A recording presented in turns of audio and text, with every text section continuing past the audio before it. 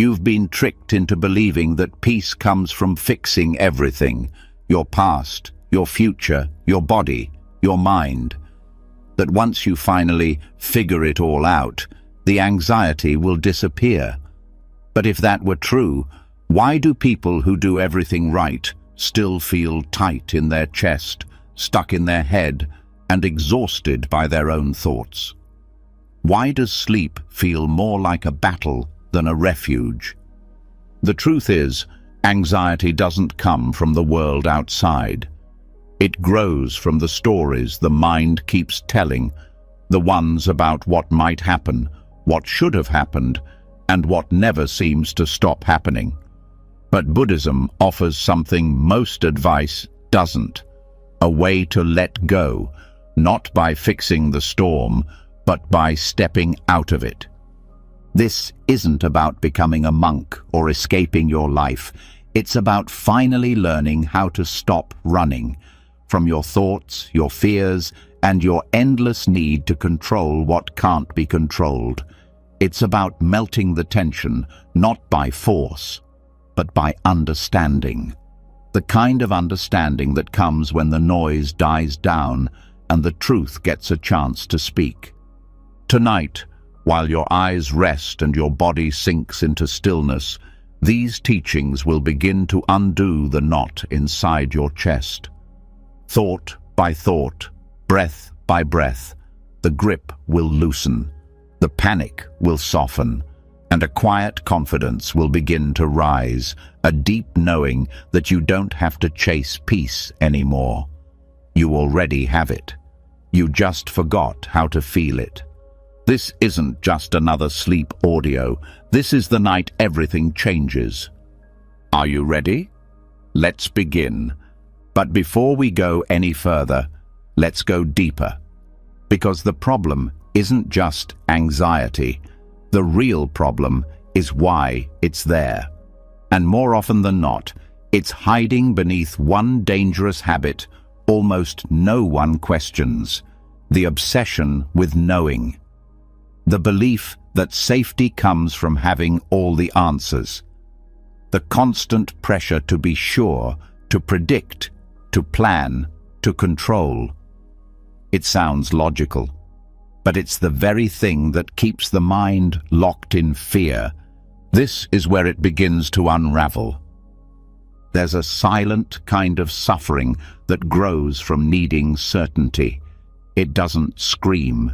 It whispers through racing thoughts at 3 a.m., the kind that ask, "What if?" over and over until the body tenses and the breath shortens.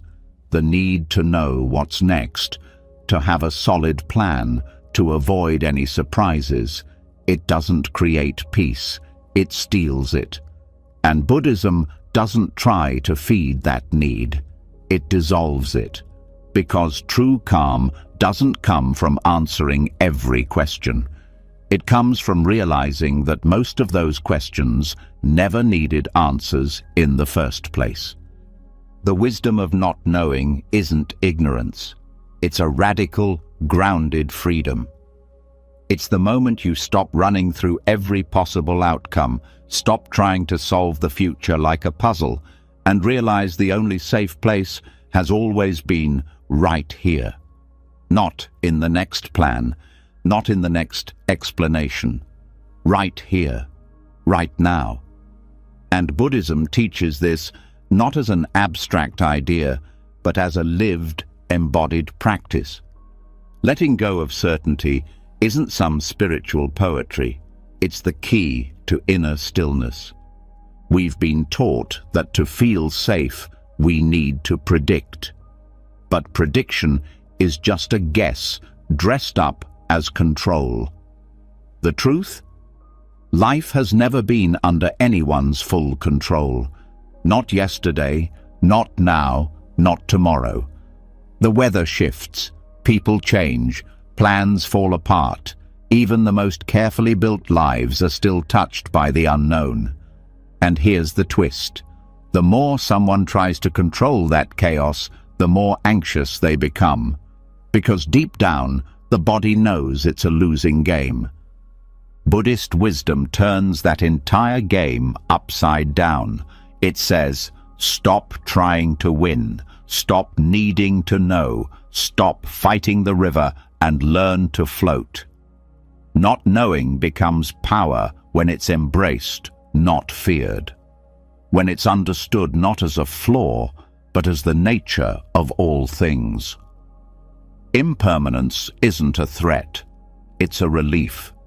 Because if everything changes, then even anxiety isn't permanent. Even fear isn't forever. There's nothing to cling to, and in that space, the mind finds air. Instead of chasing fixed answers, Buddhism teaches how to sit in the presence of the question, to feel the discomfort of uncertainty and not react. That space between not knowing and reacting is where real transformation happens. It's the space where anxiety starts to melt, not because it was solved, but because it was seen with new eyes. Think about how often certainty is used like armor. If I just know what they're thinking, if I just know how it ends, if I just know what to do. But every layer of that armor is heavy, and it never really protects. It just makes it harder to breathe. Letting go of that need doesn't make someone vulnerable, it makes them light. It makes them free. Zen teachers sometimes say, "Don't know mind is closest to truth." That phrase isn't a metaphor. It's a direct invitation to step out of the trap of constant labeling and judging and predicting. It's the exact opposite of what the anxious mind does. Anxiety tries to categorize every experience, label every emotion, forecast every outcome, and in doing so, it squeezes the life out of the present moment. But what happens when the mind softens, when it stops demanding answers? Something surprising takes its place, not confusion, not chaos, but clarity, a quiet, grounded awareness that doesn't need a name or a plan. This isn't giving up. This is waking up. One of the most powerful tools Buddhism offers is curiosity. Not the kind that needs facts, but the kind that gently asks, "What is this?" without rushing to define it. When anxiety arises, instead of trying to get rid of it or explain it, the practice is to meet it, see it, feel it, let it be without trying to fix it. Because in that gentle meeting, something shifts. The anxious energy loses its grip. The need to label fades, and awareness takes its place. This is why so many Buddhist practices begin with the breath. Because the breath doesn't need to be understood, it only needs to be felt. The breath is never in the future, it's always now. And every time attention returns to it, the mind drops a little bit of its obsession with knowing. A breath can't be predicted, it can only be received. That's the training, moment by moment, breath by breath, learning to receive what is instead of chasing what might be. What's extraordinary is how fast the nervous system responds to this. The body listens. When the mind no longer screams for control, the shoulders drop, the heartbeat slows, the stomach unclenches. Because finally, the inner command center has stopped yelling instructions, and in the silence, the body returns to its natural rhythm, a rhythm that was always waiting underneath the noise. The practice of not knowing is also about humility. It admits what most of us try to hide, that we are not in control, that we don't have all the answers, that life is bigger than our plans. But instead of resisting that fact, Buddhism bows to it. And in that bowing, there's power, there's release. The kind of release that feels like finally putting down a burden no one asked you to carry in the first place.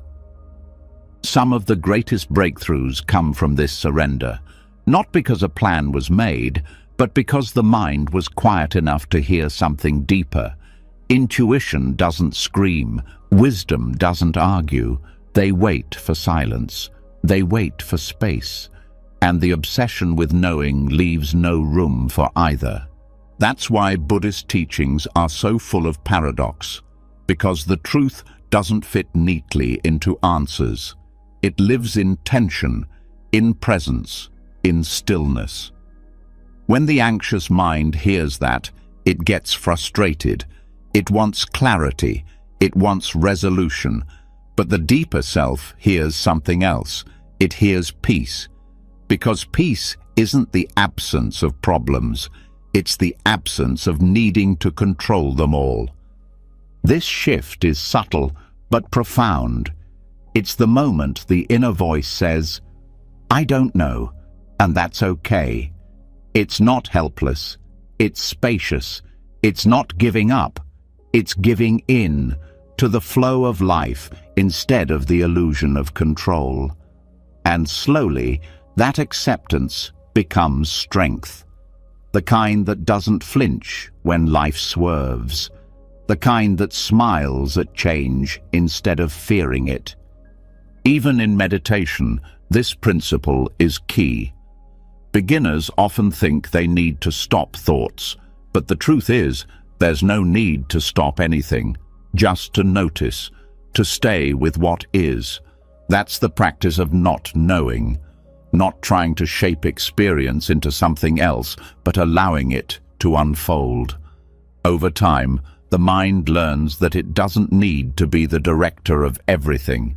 It can simply be a witness, a participant, a friend to the present moment.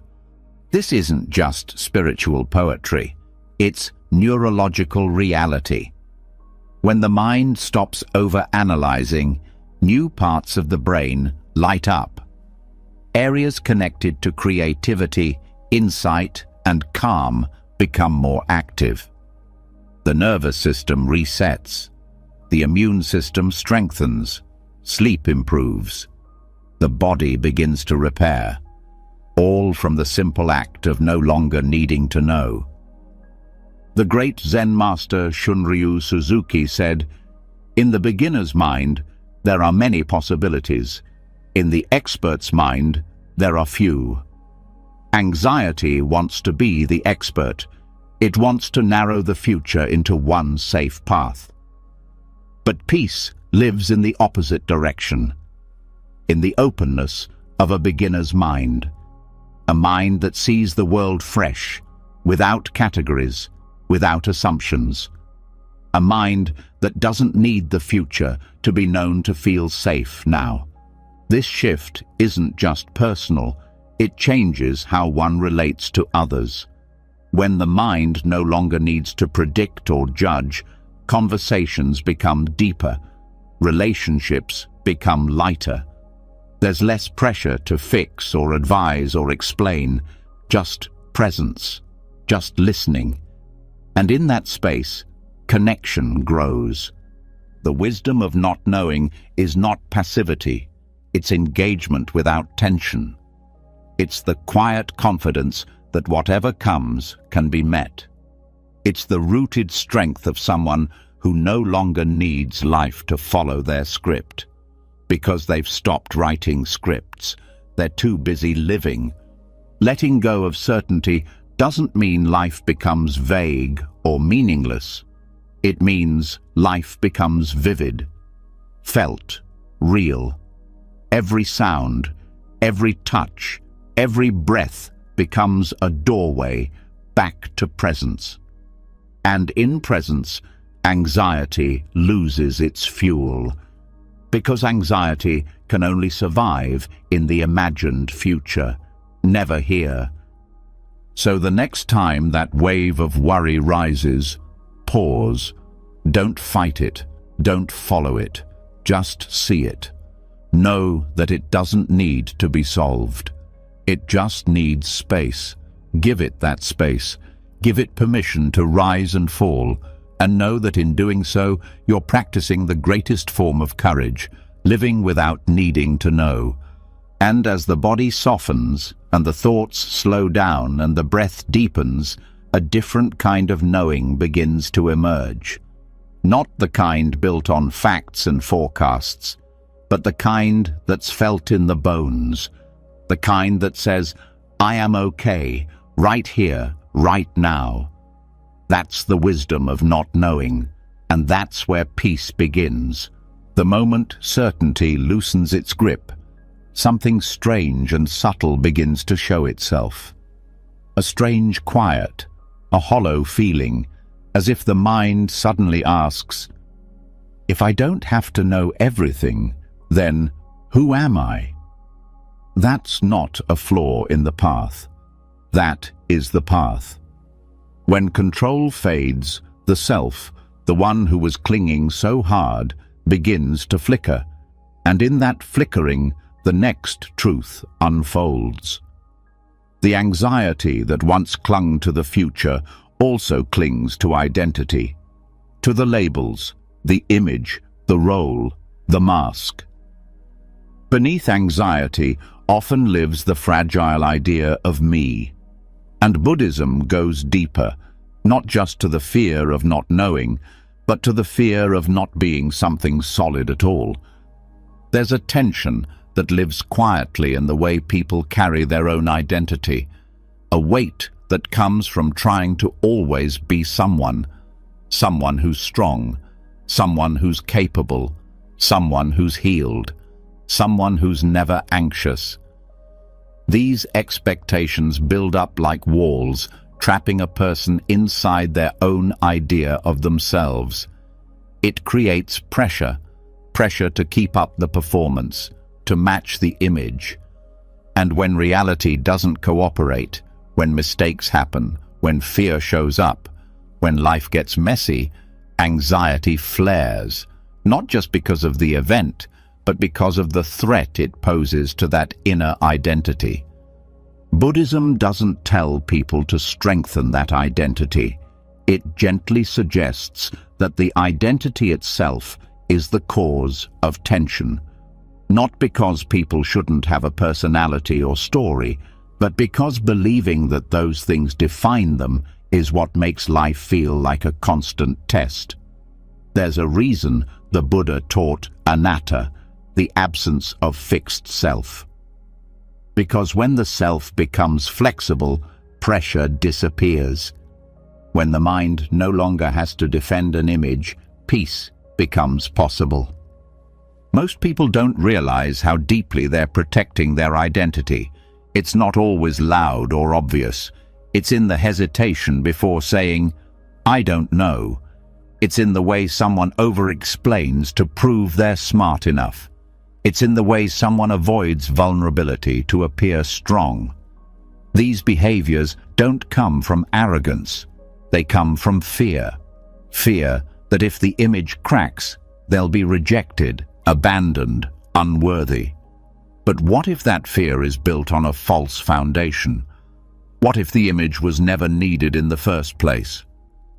When someone starts to observe their own identity instead of living inside it, something shifts. The anxiety that came from always needing to measure up begins to lose power. The shame that came from failing to be a certain version of oneself begins to lift, because there's nothing to defend anymore, nothing to hide, just a stream of experience moving through awareness. Thoughts come, emotions pass, roles change, and none of them need to be clung to. There's a deep misunderstanding that identity equals meaning, that without a fixed sense of self, life becomes empty. But that's only true when identity is seen as the source of worth. Buddhism points towards something else, that identity is a tool, not a truth, a useful fiction that helps navigate the world, but not something that needs to be worshipped. And when that fiction is seen clearly, it stops being a prison. The anxiety of identity also shows up in comparison. If someone believes they are their job, then someone else doing better feels like a threat. If someone believes they are their reputation, then criticism feels like destruction. But if identity is soft, if it's understood as temporary, then there's nothing to protect. There's room to grow, to fail, to laugh, to evolve. And with that space comes calm. Meditation helps reveal this directly, not through ideas, but through experience. Sitting in stillness, the mind begins to watch its own patterns. It sees the way it tries to hold on. I am this. I should be that. I must not be that. But with time and practice, those statements lose their grip. They become like clouds, brief, shifting, insubstantial. And slowly, identity starts to feel more like weather than architecture, not something permanent, just passing formations. What rises in the absence of fixed identity isn't emptiness in the way most people fear. It's not hollow, it's spacious, light, freeing, like walking into a room with all the windows open. There's a Buddhist phrase, emptiness is form, and form is emptiness. It sounds confusing, but it's pointing to something simple. That the very things people cling to, thoughts, roles, emotions, are only real when they're held lightly. And when they're seen clearly, their empty nature reveals something new. Presence, aliveness, a kind of quiet joy that doesn't come from being anything in particular, just from being. The ego wants to make everything solid. It wants definitions, rules, status. But the truth is more like a river, always flowing, never fixed. And when people stop trying to freeze that river into a shape called me, they stop fighting reality.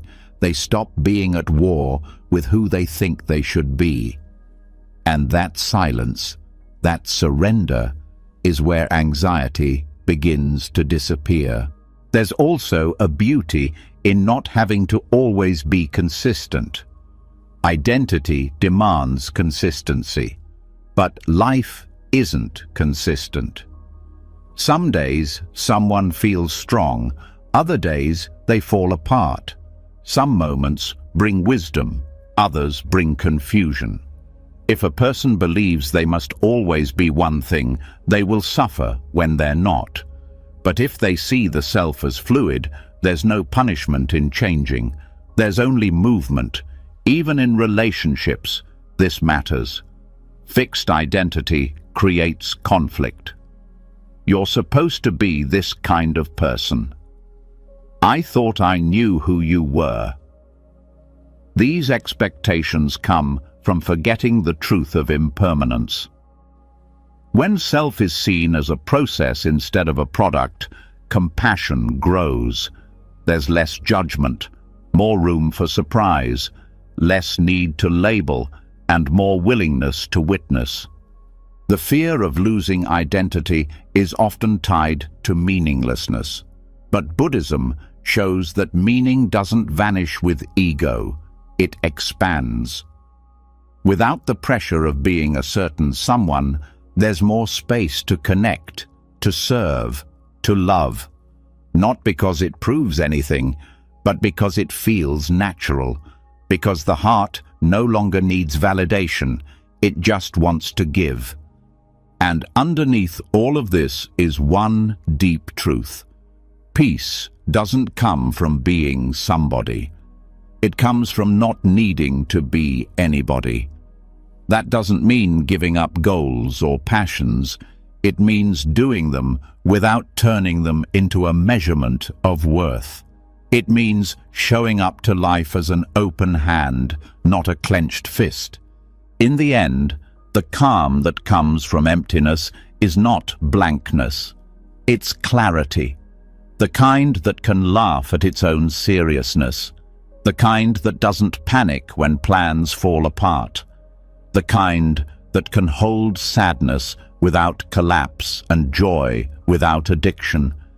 Because there's no self to protect, just presence to return to.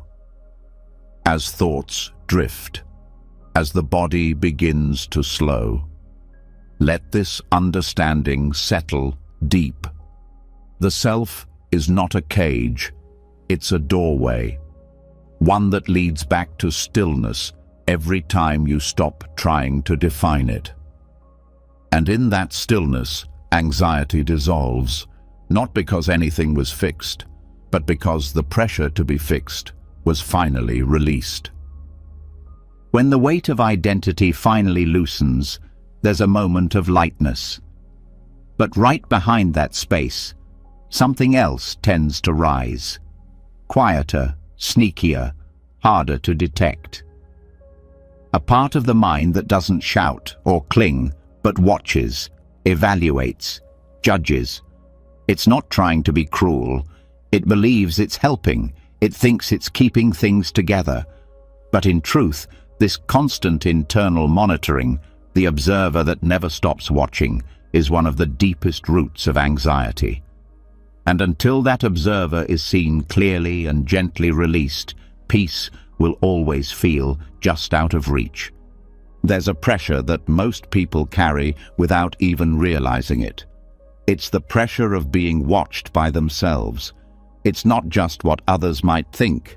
It's the inner narrator that watches how you speak, how you move, how you feel, and instantly compares it to how you should be. It tracks your every word, questions your emotions, and whispers doubts the moment anything feels uncertain. This mental self-observer is not just exhausting, it's anxiety dressed in intelligence. It builds up over time, from school systems that reward performance over presence, from families that equate behavior with worth, from cultures that tell people to be polished, impressive, and mistake-free. Slowly, the mind learns to split. One part lives, the other part watches. And the more that second part grows, the more pressure builds. Because now, it's not just about being, it's about being seen, even when no one is around. That's the prison, being followed everywhere by your own commentary. Buddhism approaches this not by trying to destroy the inner observer, but by seeing it for what it is. A pattern, a habit, a survival tool that stayed long after it was needed. When mindfulness is misunderstood, it can even feed this pattern. People hear, "Watch your thoughts," and turn it into a performance. They try to meditate perfectly. They try to feel the right way. Even their silence becomes self-conscious. And suddenly, even spiritual practice becomes part of the inner checklist. But true mindfulness isn't more self-monitoring. It's less. It's noticing without analyzing, witnessing without correcting. It's not turning life into a test, but seeing it as unfolding experience. This difference is subtle, but it changes everything. Because when the inner observer softens, the nervous system begins to rest. The muscles unclench. The breath deepens. The constant background noise starts to fade.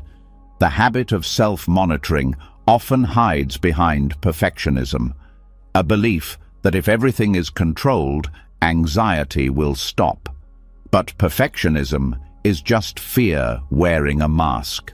The fear of being wrong, the fear of being rejected, the fear of being seen as inadequate. And the observer tries to prevent that by catching every mistake before anyone else can. But in doing so, it replaces real life with constant mental rehearsal. This is why some people feel anxious even when nothing is wrong. because their inner environment is full of tiny threats. Did I say that right? Was that the right decision? What will they think? It's like being in a job interview all day long, even at home, and that tension doesn't leave the body just because the room is quiet. It leaves when the inner voice stops narrating everything like it's a courtroom transcript. One of the most effective practices in Buddhism to soften the inner observer is the use of open awareness. Instead of laser focus on one object, the mind is allowed to rest in a spacious noticing. Sounds come and go, thoughts pass like clouds, sensations arise and fade. There's no commentary, just experience, no labeling, just presence. And over time, the part of the mind that always checks begins to relax, because it realizes that it's not needed, that life doesn't need to be micromanaged to be lived well. There's also the practice of radical permission, allowing whatever is present to be exactly as it is, not because it's ideal, but because fighting it only feeds anxiety. When sadness shows up, let it stay. When awkwardness comes, let it be seen. When thoughts race, let them run without chasing them. This is how the inner observer loses fuel, because it feeds on resistance, on trying to fix, control, or perfect every moment. People often think letting go of the observer will lead to recklessness or loss of standards, but the opposite is true. Without constant self-monitoring, actions come from a deeper place, from intuition, from authenticity. The voice isn't rehearsed, it's real. The smile isn't measured, it's sincere. The presence isn't staged, it's true. This shift doesn't happen overnight, but it begins the moment the inner observer is seen clearly. Not as an enemy, but as an outdated habit, one that may have once served a purpose, but now only holds back peace. Gently, patiently, with kindness, that habit can be unlearned. Not through more rules or more performance, but through trust. Trust in the body, trust in the heart, trust that life knows how to live itself even without constant supervision. There's also something important to know. The inner observer often speaks in the voice of anxiety. It predicts failure before anything even begins. It turns neutral moments into danger signals. It constantly asks, "What if this goes wrong?" And in doing so, it creates tension where none existed. But when that voice is met with awareness instead of belief, it begins to lose power. It becomes background noise, not a command center. Sometimes, the way forward is to stop fighting that voice and start noticing its patterns. There it is again. That's the part of me that panics before every new thing. That's the voice that learned fear a long time ago. And just like that, a gap opens up, a space between the voice and the listener, and in that space, freedom begins to grow. Compassion is also essential here, because self-monitoring often comes with self-criticism, harshness, guilt, a running list of shoulds. But Buddhism teaches that compassion isn't a luxury, it's a necessity. Without it, the mind becomes a battlefield. With it, the mind becomes a refuge. Speaking to yourself kindly, even when things go wrong, isn't indulgent. It's medicine. It's how the nervous system learns that safety doesn't require perfection. The inner observer doesn't need to be silenced. It just needs to be seen, softened, and eventually released. When it relaxes, life becomes less like a performance and more like a dance. Movements flow, emotions shift naturally, even mistakes become part of the rhythm, and instead of bracing for judgment, the body moves with ease. Anxiety thrives on anticipation, and the inner observer is always anticipating what will happen, what they'll say, how you'll respond. But real life doesn't need that much preparation. It needs presence. It needs breath. It needs truth. The observer lives in the future, but peace lives here, right here, in the moment you stop watching yourself and start being yourself. Every moment of release counts. Every breath where the commentary goes quiet is a doorway, and with practice, those doorways become wider. The observer becomes quieter, and what remains is presence, calm, wholeness, the natural peace that was always underneath the noise. So, as the mind rests and the body softens further, let this truth take root. You are not the voice that watches. You are the space it appears in, and that space is already free, already enough, already at peace. Once the inner observer starts to fade, the silence it leaves behind can be beautiful, but it also uncovers something deeper, something more primal. Beneath the self-monitoring and overthinking, there's a pull, a tug-of-war the mind plays with the world. It reaches for what it wants. It runs from what it fears. That constant swing between craving and aversion is the hidden rhythm that drives most anxiety. It's subtle, but it shapes every choice, every mood, every thought. Buddhism calls this cycle samsara's pendulum. And unless this swinging is seen clearly and softened, the mind will keep spinning in panic, even when life is quiet. Craving doesn't always look like desire. Sometimes it shows up as restlessness, as a hunger for relief, for certainty, for something to fix the unease.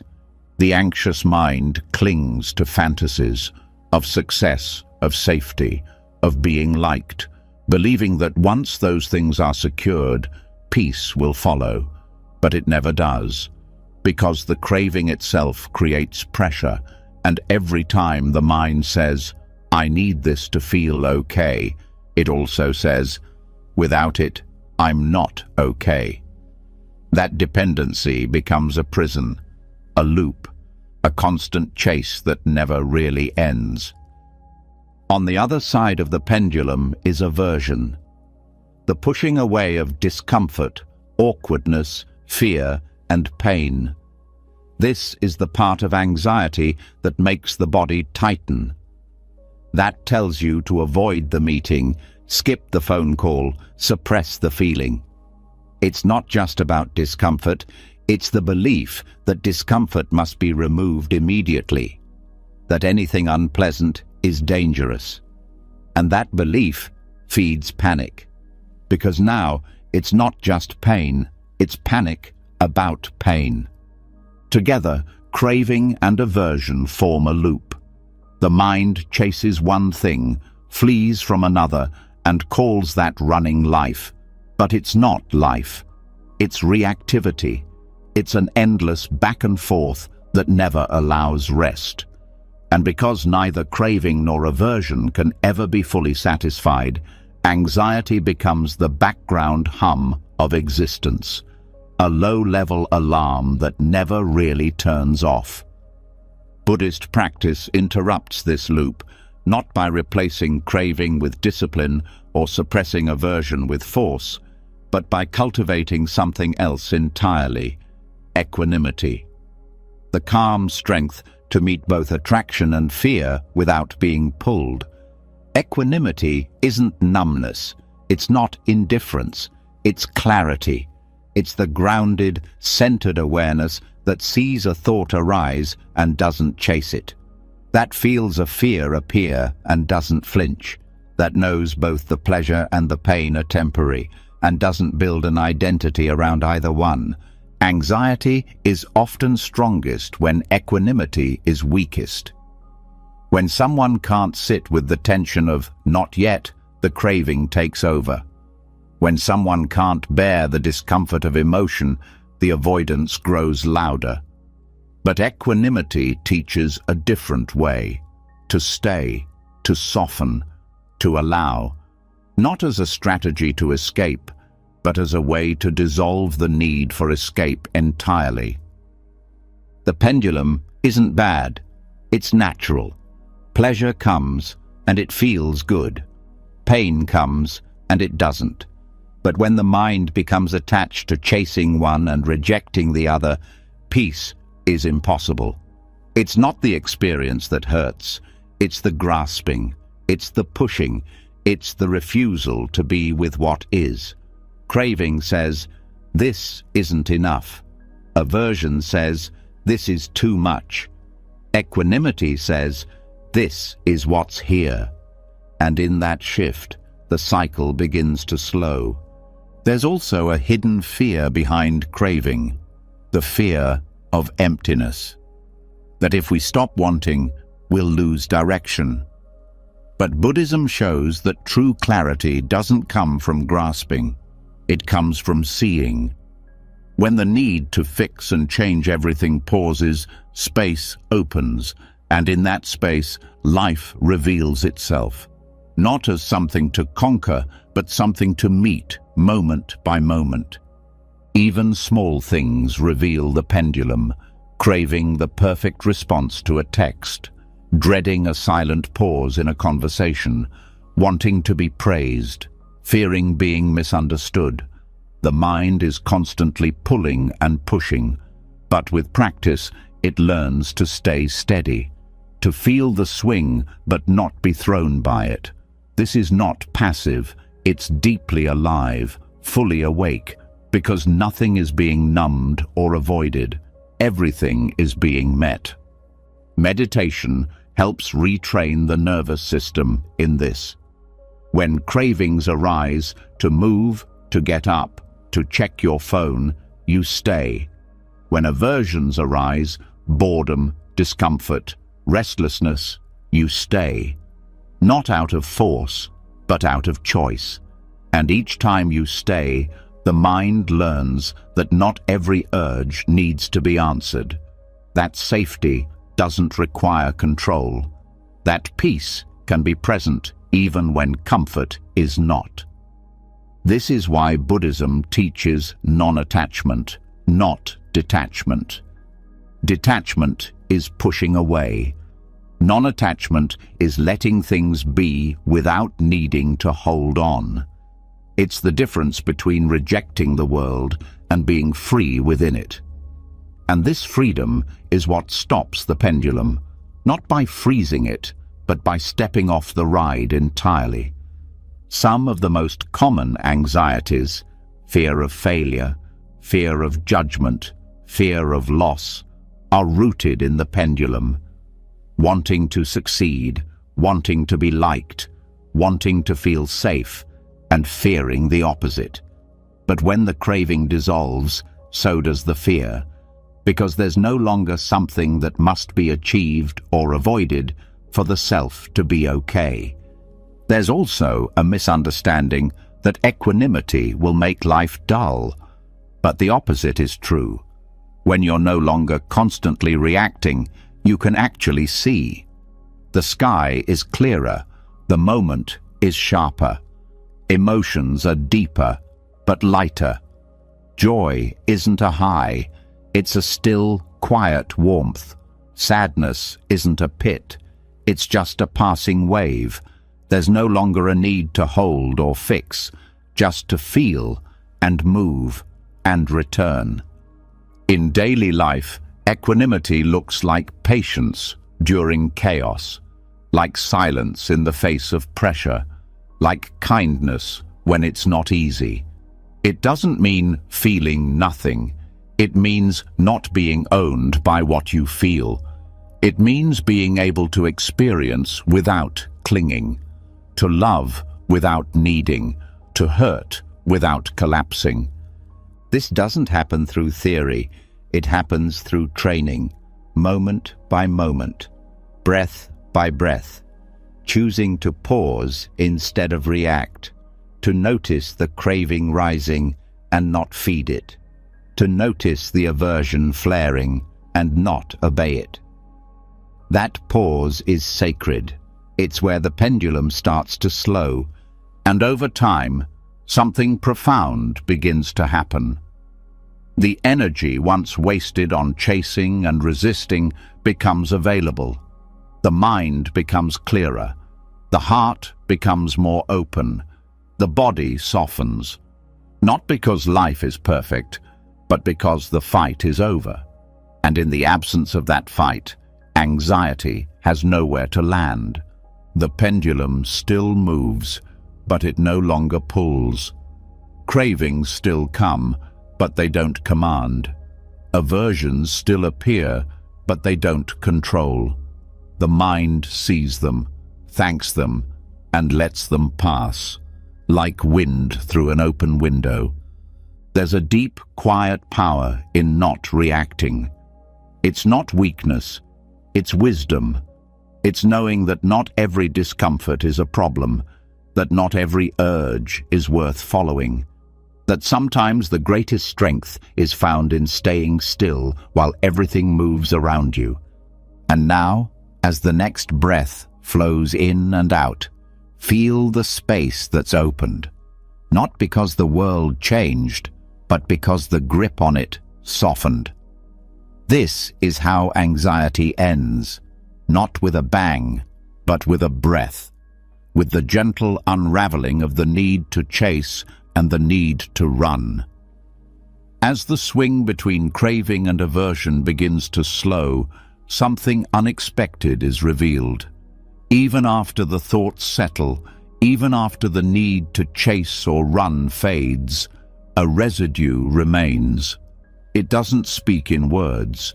It doesn't even form clear thoughts. It lives in the chest, in the shoulders, in the breath. It tightens the jaw without permission. It shortens the inhale before danger appears.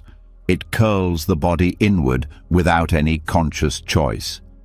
This is the echo of old experiences, the body's memory of fear. And until that memory is met and gently released, anxiety will always have a place to hide, even in silence. Many people believe their anxiety lives only in the mind. But the body tells a different story. A story of old moments still being replayed under the surface. Times when it wasn't safe to relax. Moments when the body had to armor itself to survive. These reactions become embedded, not because the person is broken, but because the nervous system learned something it never got the chance to unlearn. Over time, this conditioning becomes so familiar, it stops being noticed. But the tightness is still there. The shallow breath, the clenching, the racing pulse, and it all whispers the same message: something is wrong. But what if nothing is wrong anymore? What if the moment of danger has passed, but the body hasn't realized it yet? This is where Buddhist insight meets somatic healing. Because Buddhism doesn't stop at calming the mind, it goes all the way into the body, into the breath, into the places where emotion hides in silence. And one of the most powerful tools for releasing that hidden anxiety is body scanning meditation. Body scanning is not about fixing posture or relaxing muscles by force. It's about presence, awareness, noticing without judgment, meeting the body exactly as it is and letting it speak in its own way. The process is simple, but what it reveals is profound. moving attention slowly through each part of the body, not to change it, but to feel it, to sense what it's holding, to let awareness melt into every corner the mind usually ignores. This kind of attention is not mechanical. It's soft, gentle. It doesn't analyze or explain. It just feels. And in that feeling, tension starts to release, not because it was commanded to, but because it was finally heard. The body doesn't need to be pushed. It needs to be seen. And when awareness meets sensation with patience, the nervous system learns it's safe to let go. Trauma doesn't always come from dramatic events. It can come from years of small moments where someone felt unseen, unsafe, or unprotected. These moments accumulate, and the body stores them like layers of armor. Shoulders lift to guard against criticism. The belly tightens to brace against uncertainty. The throat constricts to hold back words that were never allowed. And over time, these patterns become chronic, normal, invisible. But they're not permanent. They're only waiting to be felt. Buddhism doesn't treat the body as separate from the mind. It sees them as one expression of awareness. So, healing must include both. Thoughts may calm with meditation, but until the body is included, the work is unfinished. That's why Buddhist practice often includes mindful movement, walking meditation, and posture awareness, not as exercises, but as doorways. Every step, every breath, every sensation is a chance to reconnect, to feel what's been forgotten. Releasing stored anxiety in the body is not about perfection. It's not about reaching a state of complete relaxation and staying there. It's about relationship, meeting the body like an old friend who's been carrying too much for too long, asking it, without force, "What are you holding? What can be let go now? What has already passed?" Sometimes the most healing thing is to feel discomfort fully, not to solve it, not to numb it, just to stay present with it. This presence teaches the body that it no longer needs to be in defense mode, that it doesn't have to contract to be safe, that rest is not a weakness, but a birthright. The breath is one of the most powerful tools in this work, not by controlling it, but by feeling it, letting it guide the scan, noticing where it flows easily and where it gets caught. These stuck places are not problems, they're messages. The body doesn't lie. It remembers what the mind has forgotten. But with each breath that moves deeper, each exhale that softens resistance, that memory begins to shift. The story begins to change. Equanimity, explored earlier, becomes even more important here. Because sometimes what arises during a body scan is uncomfortable. Tightness, heat, sadness, a trembling. But equanimity allows it to be there without panic, without labeling it as wrong. This non-reactive awareness is what allows true healing, not suppressing, not fixing, just staying, just being with. Over time, this builds trust. The body starts to trust awareness. It starts to feel safe in presence. And when that trust grows, the old patterns begin to unravel on their own. The shoulders drop, the belly softens, the breath deepens, and all without force. Because healing is not about control, it's about safety. And safety is born through kindness. Kindness toward the body is radical, especially in a culture that teaches control, discipline, and appearance over inner reality. But Buddhism invites a different approach, one that values stillness over performance, one that bows to sensation rather than trying to dominate it. This bowing is not submission, it's wisdom. It says, I trust the intelligence of this body, and that trust dissolves fear. Some people wonder why anxiety lingers even after therapy, medication, or mindset shifts.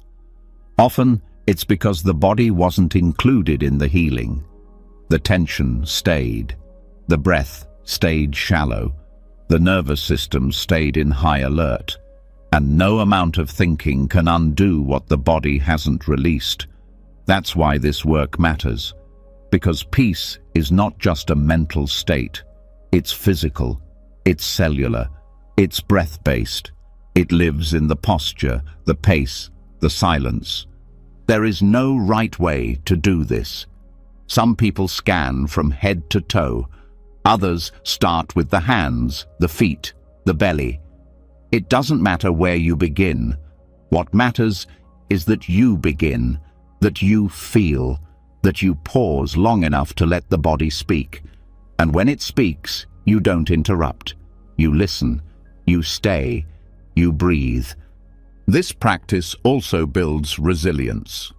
The more often you meet discomfort without running, the more your system learns to stay regulated. You become less reactive, less tense in the face of uncertainty, more open to the full range of experience, and anxiety begins to fade, not because you fought it, but because you no longer feared it. There will be days when tension returns, when the body tightens for no clear reason. That's not failure, that's memory. And memory doesn't need to be erased to be released. It needs to be held, like a child, gently, with patience, with care. The great teachers of Buddhism knew this, that real freedom doesn't live in grand ideas. It lives in the small moments when you feel your feet on the ground, your breath in your belly, your heart beating in your chest. And you know, without thinking, that you are safe right now. And that's what this is about. Not escaping, not transcending, but returning again and again to the body, to the breath, to the place where anxiety begins and ends. So, let the next breath come with ease. Let the body soften. Not because it was ordered to, but because it's finally allowed. This is how peace grows. This is how panic fades. Not by force, but by presence. As the body begins to release the weight it's held for years, something new is uncovered. A softer, quieter current that runs beneath muscle, beneath thought, beneath posture. It isn't sharp like trauma. It doesn't feel like a wave. It feels like a loop, tight, circular, repetitive. It's not the original fear. It's the reaction to the fear. The moment anxiety shows up and the mind says, "Oh no, not this again." It's fear of fear, and it's one of the most invisible, exhausting patterns in the anxious mind. The pain is not just in the anxiety itself, it's in the resistance to it. That second response, the second dart, is what turns a simple discomfort into full-blown panic. But it doesn't have to be this way, not when you see what's happening with clarity and meet it with compassion instead of judgment. In Buddhist psychology, there's a powerful teaching about the two darts. The first dart is pain. The second dart is our reaction to it. The first is unavoidable. It's part of being alive. The body gets sick, the heart gets hurt, the mind gets confused. But the second dart, that one is optional. It's the mind's habit of doubling down. Why is this happening? This shouldn't be here. What's wrong with me? That's where suffering multiplies, That's where anxiety turns from a passing storm into a constant inner war. The fear of fear shows up in so many subtle ways. It's the tightening when a small worry appears, followed by the rush of trying to make it go away. It's the frustration when calm doesn't arrive fast enough. It's the shame that bubbles up after a panic attack, as if the emotion itself was a failure. But none of that is about the original fear. It's all second dart. It's the story layered on top of the sensation, and it's that story that keeps the nervous system stuck in alarm. Breaking this cycle begins with recognition, seeing the second dart for what it is, not the enemy, but a learned reaction, a habit the mind picked up to try to stay safe. Most people were never taught how to be with fear. They were taught to avoid it, suppress it, or distract from it. So, when it arises, the mind scrambles. It looks for a fix. It labels the fear as a threat, and the body responds as if danger just increased, when in reality, nothing new happened. The panic came from the reaction, not the original feeling. Mindful witnessing is the first step toward unraveling this. It means pausing when anxiety arises and noticing not just the fear, but the response to the fear. The thoughts, the urgency, the tension. And instead of believing them, you just see them.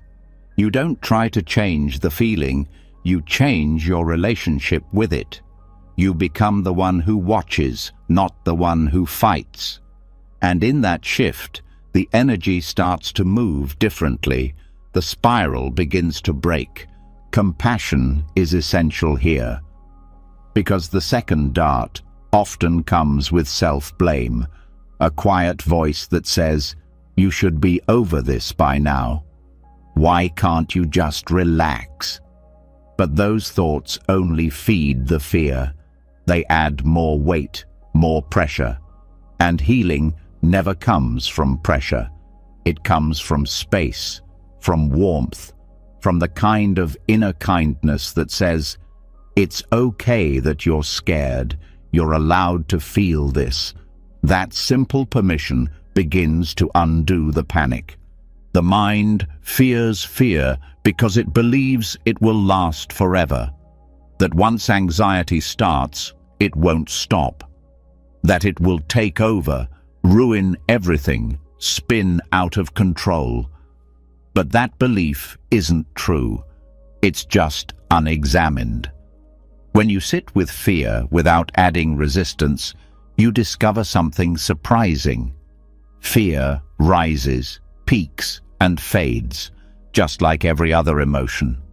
It doesn't need to be fixed. It just needs to be allowed. And the more often you allow it, the less power it has. This is why meditation is such a powerful teacher. Because in stillness, fear is easier to see.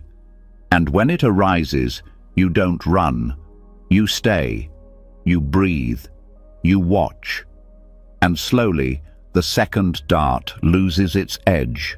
The thought, "This is bad," is replaced with, "This is here." The panic shifts into presence, and presence doesn't panic.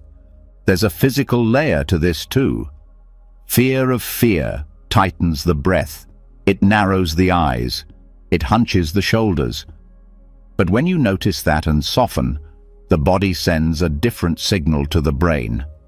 We're not in danger. The nervous system begins to calm, not because you forced it to, but because you stopped feeding the fire. You let the flames burn out naturally. Over time, this becomes a new habit. The first dart may still come, an old memory, a racing thought, a flicker of panic, but the second dart doesn't follow. Or if it does, it fades quickly. And suddenly, you're not afraid of fear anymore. You don't need to run from it. You don't even need to fix it. You just know how to meet it, and that knowing is power. This kind of healing isn't flashy. It doesn't look dramatic. It happens in the quiet moments, in the space between the thought and the reaction, in the breath between tension and surrender. And each time you choose awareness over resistance, compassion over criticism, you rewire the mind. You teach it that fear is not the enemy, it's just another visitor. And like every visitor, it leaves when it's no longer entertained. There's also a shift in language that helps, moving from "I am anxious" to "anxiety is here." That small change creates space. It separates the feeling from your identity. You are not your fear. You are not your panic. You are the awareness that holds all of it. And that awareness is unshaken. This is what Buddhism points to again and again, the nature of mind as a spacious field. Emotions arise within it, but they are not it. They pass through like weather, and fear, when met with equanimity, has nowhere to land. It becomes just another part of the landscape, not a storm, just wind. It's important to say this clearly. Fear of fear is not weakness. It's conditioning. It's what happens when people are never taught how to sit with their own discomfort. But you are learning now. You're building the capacity to meet fear with something stronger than resistance. You're learning to meet it with presence. And presence doesn't ask questions like, "Why is this happening?" It asks, "Can I stay? Can I feel this? Can I soften right here?" And even if the answer is no at first, the asking itself is a door, a new path, a shift away from panic and toward peace. Fear will still visit, but it won't stay as long. It won't speak as loudly. It won't run the show, because now it's being met by someone new, someone calmer, kinder, and more awake. So let the next breath be full. Let it move through your chest without needing to change it. Let fear be here if it needs to be. And know that it's not a failure. It's just a flicker of human experience passing through an infinite sky. When fear no longer triggers fear, and the second dart begins to dissolve in awareness, the mind finds stillness. But there's something deeper that still stirs beneath the surface. A quiet hum that never really goes silent. It's the sense that something is always coming, that something must always be prepared for, a future that hasn't arrived but already feels urgent. This invisible pressure doesn't always scream. Sometimes it feels like restlessness, like impatience, like an unease that can't be placed. And it all comes from one place: time. Not time as it truly is, but time as the mind imagines it. Linear, rushing, urgent. That version of time feeds anxiety. But there's another way to experience time, a way that doesn't chase the future, a way that heals. Buddhism doesn't treat time as a straight line. It treats it as a construct of thought, something the mind uses to organize the world, but not something real in the way presence is real. Most of the stress people carry doesn't come from this moment. It comes from what they think this moment will lead to, from the imagined consequences of what's not yet happened. And that future thinking pulls attention out of the body, out of awareness, into a mental world that never settles.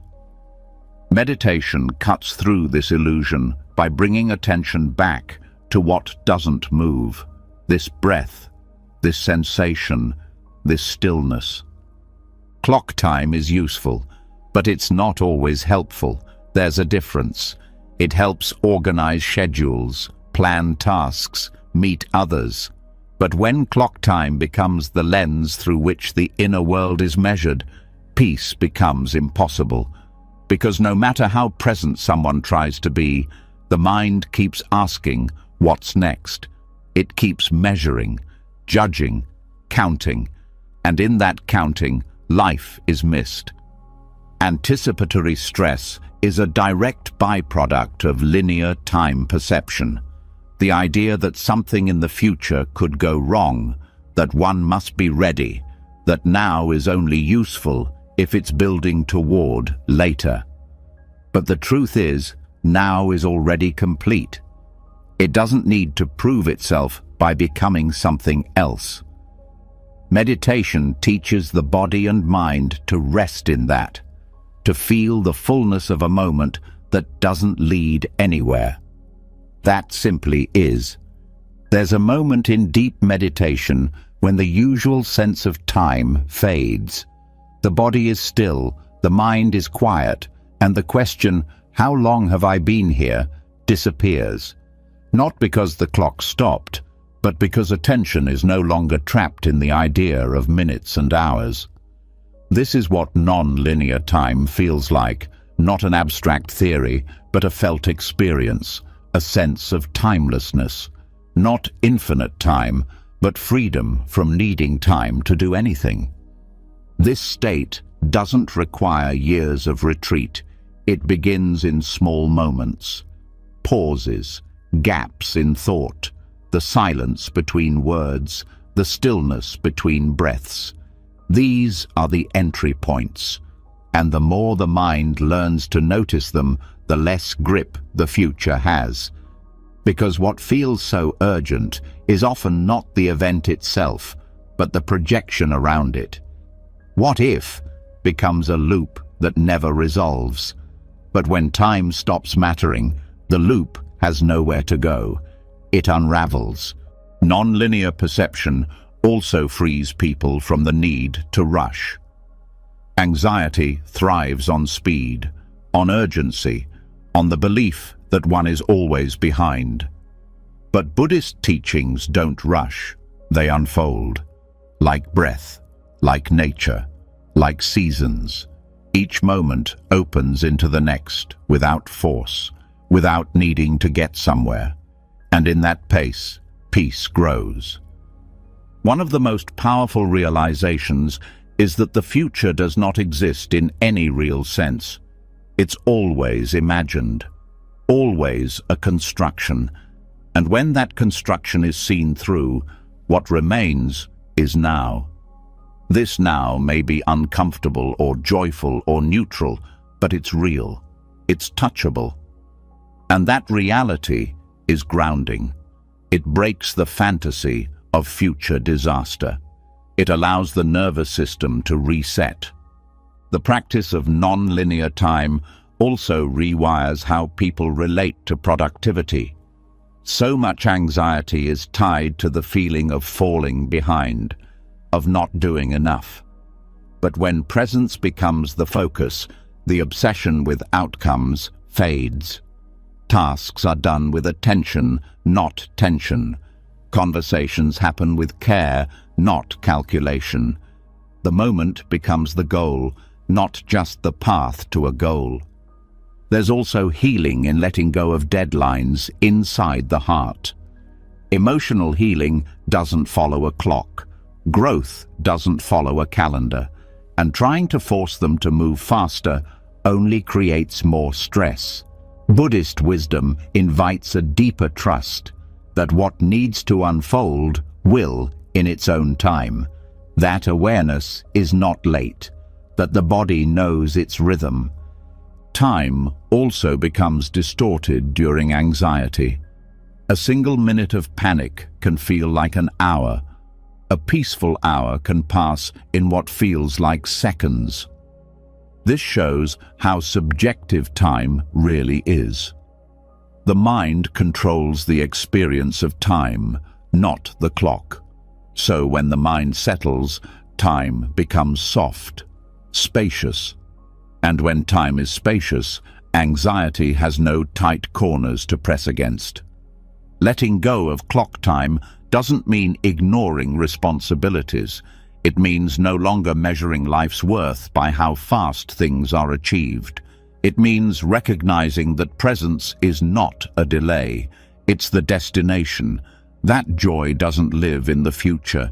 It lives in awareness, right here, right now. There are also practical ways to step out of linear time. Mindful walking without tracking steps or distance. Eating slowly without looking at the clock.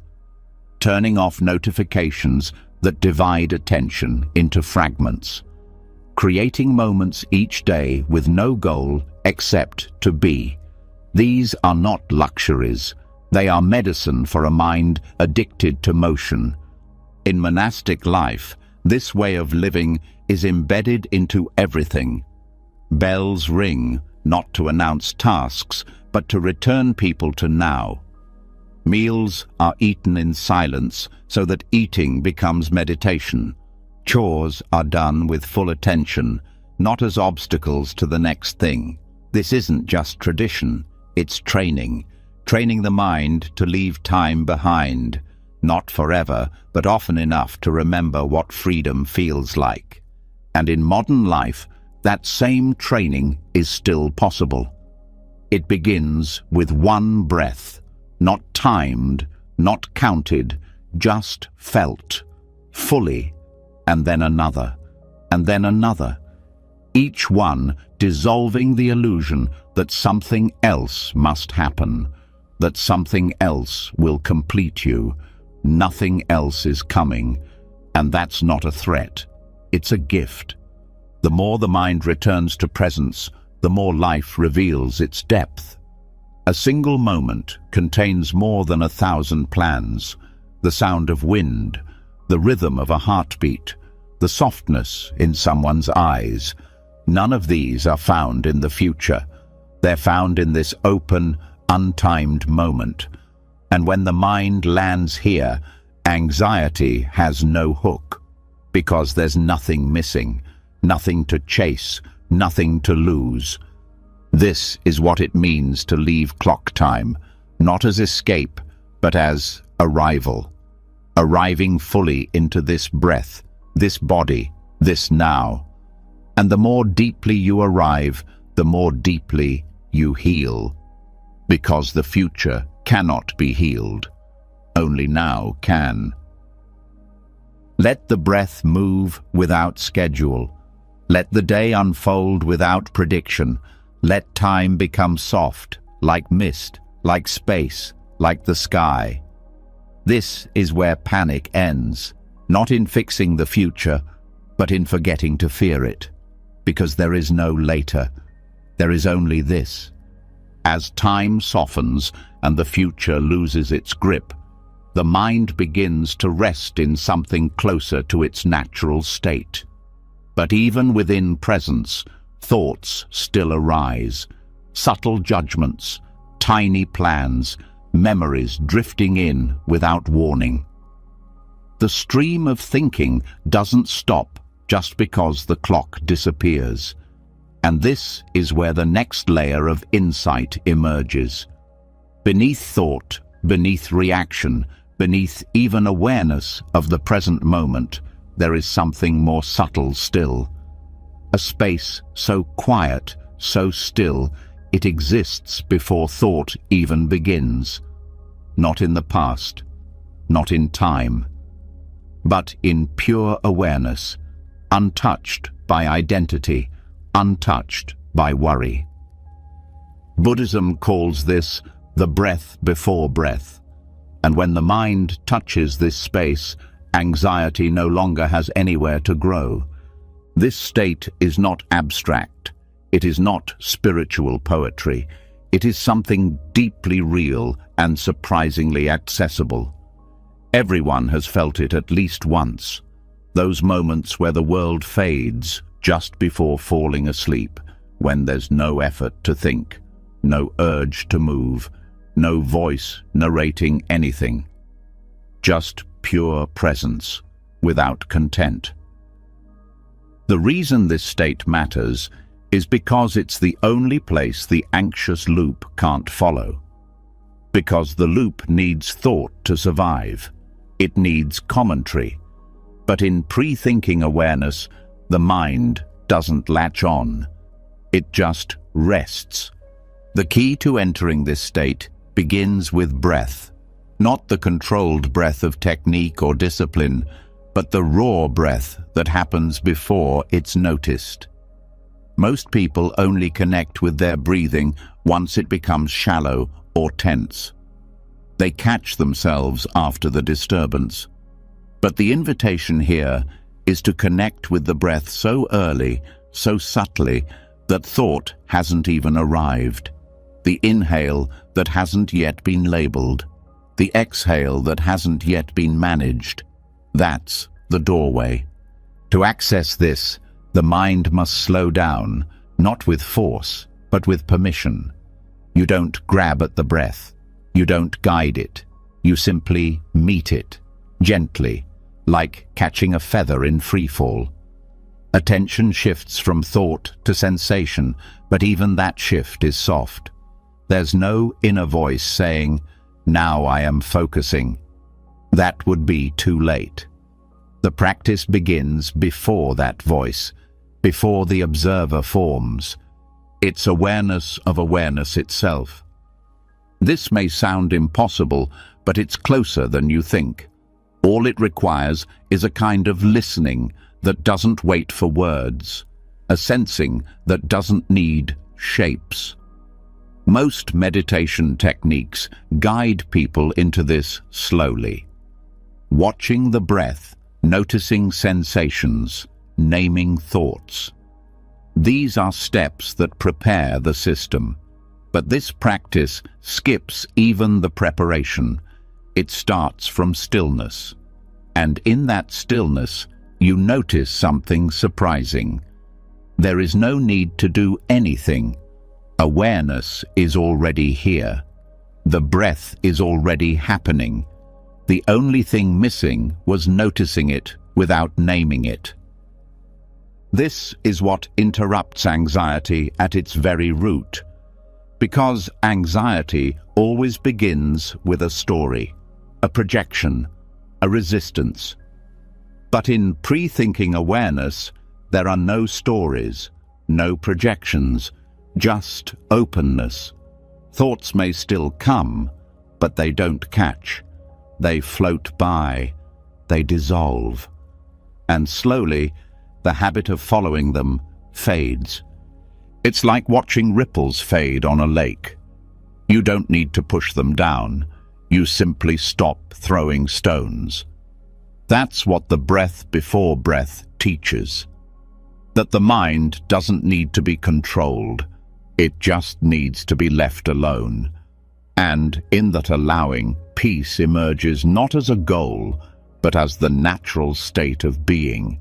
This space also reveals something powerful about identity, because before thought, there is no self, no role, no past, no problem to solve, just presence. And when someone lives from that presence, even for a few moments, everything shifts.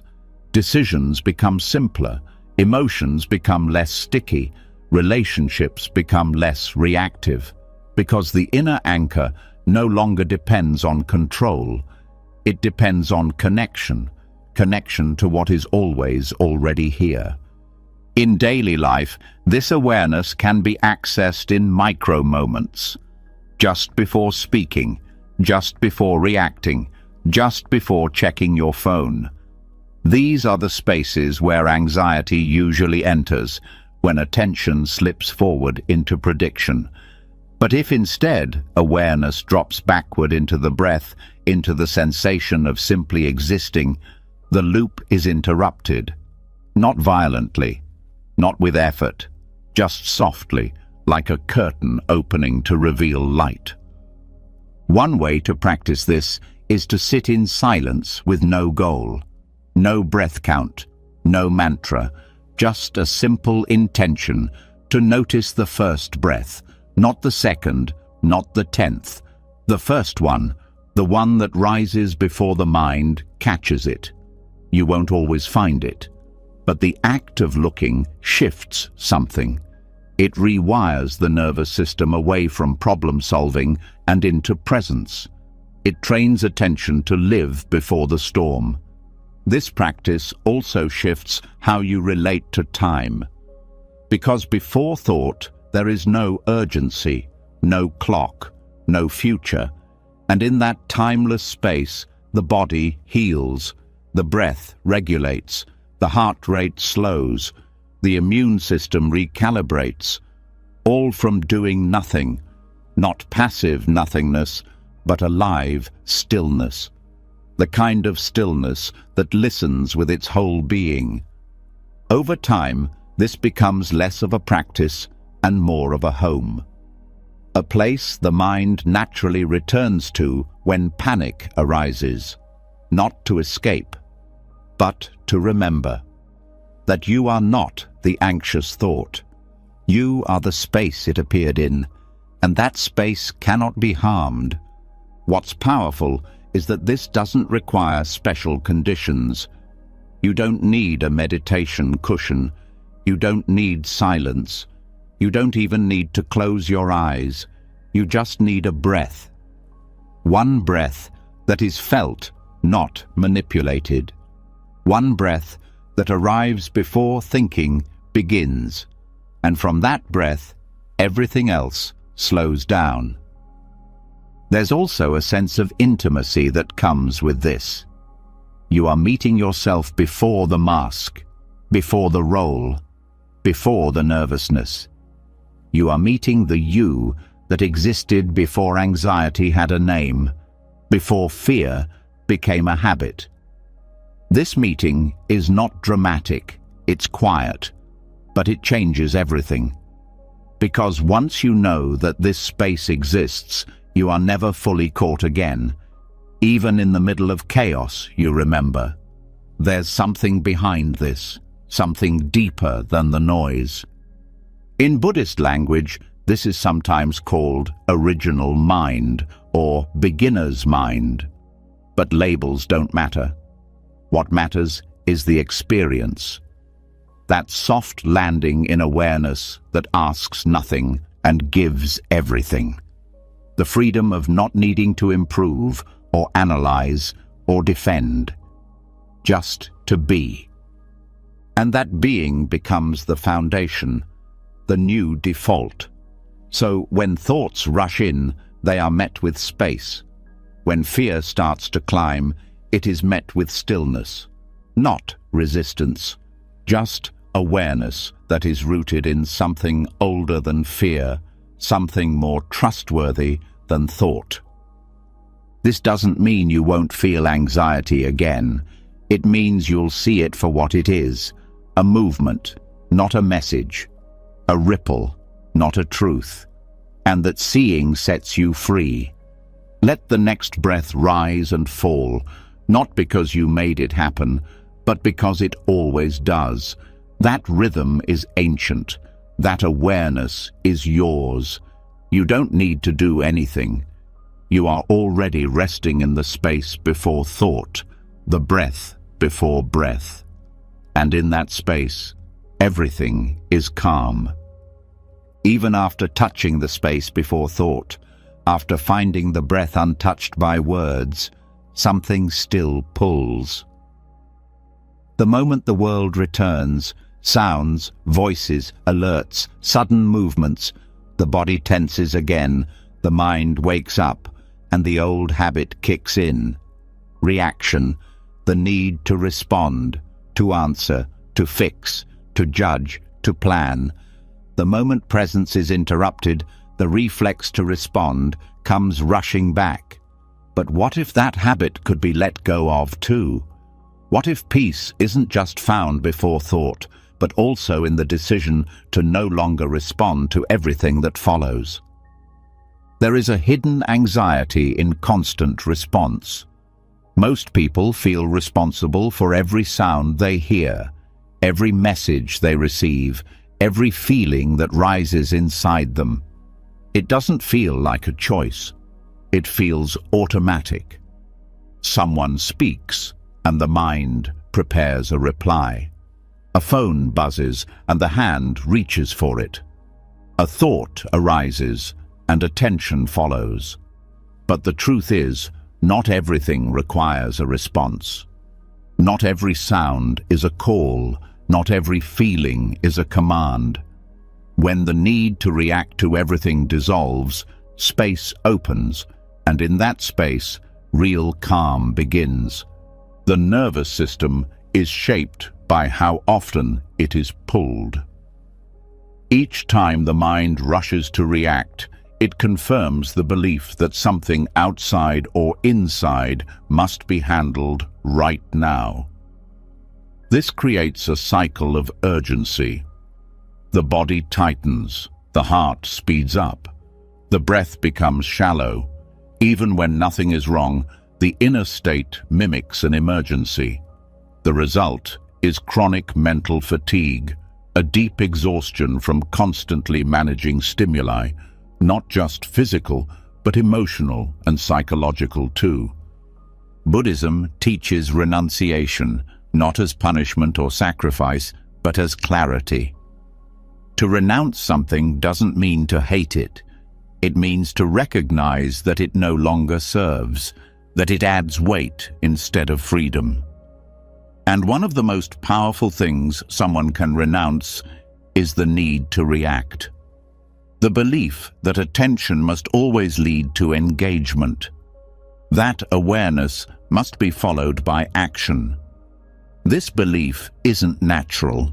It's trained, but it can be untrained.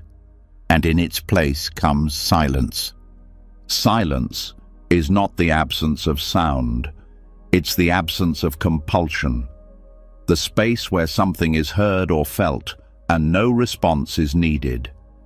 This kind of silence is internal. It doesn't depend on the environment. It lives in the gap between stimulus and reaction. And the more often someone rests there, the more stable their peace becomes. Meditation is the training ground for this.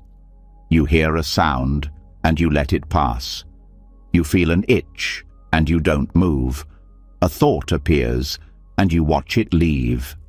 Over and over, the mind learns. This too can pass. This too does not require me. This isn't numbness. It's mastery. It's the ability to choose when and how to engage instead of being pulled automatically. In daily life, this becomes even more powerful.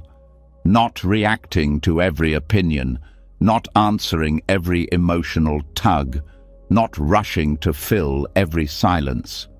This doesn't mean being cold or distant. It means being centered. Knowing when response is needed and when stillness is wiser. This discernment is what breaks the loop of mental overload. So much anxiety is rooted in over-engagement, always being on, always absorbing, always adjusting. But the truth is, not everything belongs to you. Not every thought is yours to fix. Not every conversation is yours to complete. Not every discomfort is yours to soothe. When that truth settles in, the mind exhales, the shoulders drop, and presence deepens. There's also a false sense of identity tied to reaction. Many people believe they are their reactions, their quickness, their helpfulness, their opinions. So letting go of reaction feels like disappearing, like not existing. But Buddhism teaches that identity built on reaction is unstable because it depends on circumstances, on conflict, on activity. True self is deeper. It's found not in how you respond, but in who you are when you don't need to respond. And this reveals another insight, that you don't owe every moment a response. You don't have to pick up every phone ringing in your mind. Some thoughts can be left unanswered.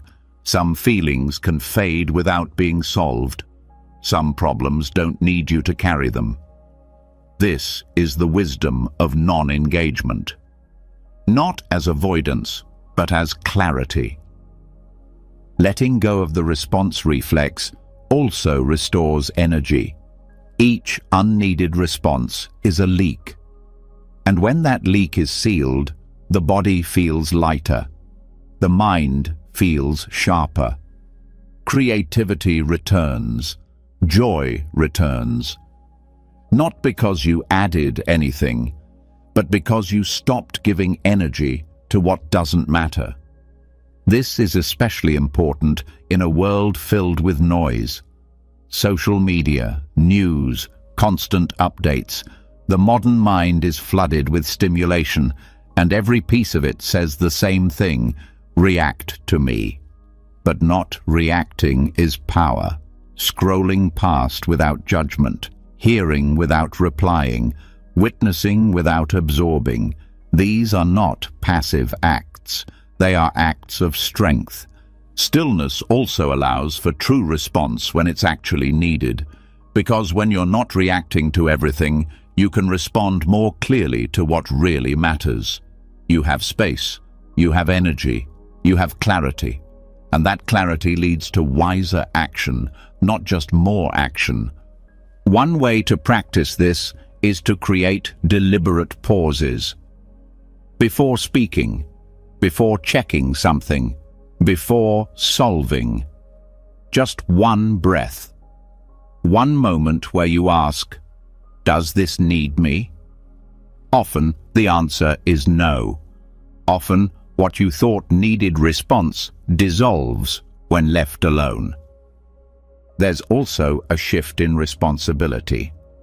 Many people carry the hidden belief that they must fix everything they notice, that noticing equals obligation.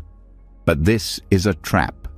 Noticing does not require fixing. Awareness is enough. And when the mind learns that, it stops turning everything into a task. Renunciation of reaction also reveals peace as a background state. When you stop reacting, what's left is not emptiness, it's contentment, a quiet joy, a soft strength. Because the mind isn't being pulled, the emotions aren't being stirred, you are not spinning, you are resting in your own center. This practice doesn't require perfection. There will still be moments when you react out of habit. That's okay.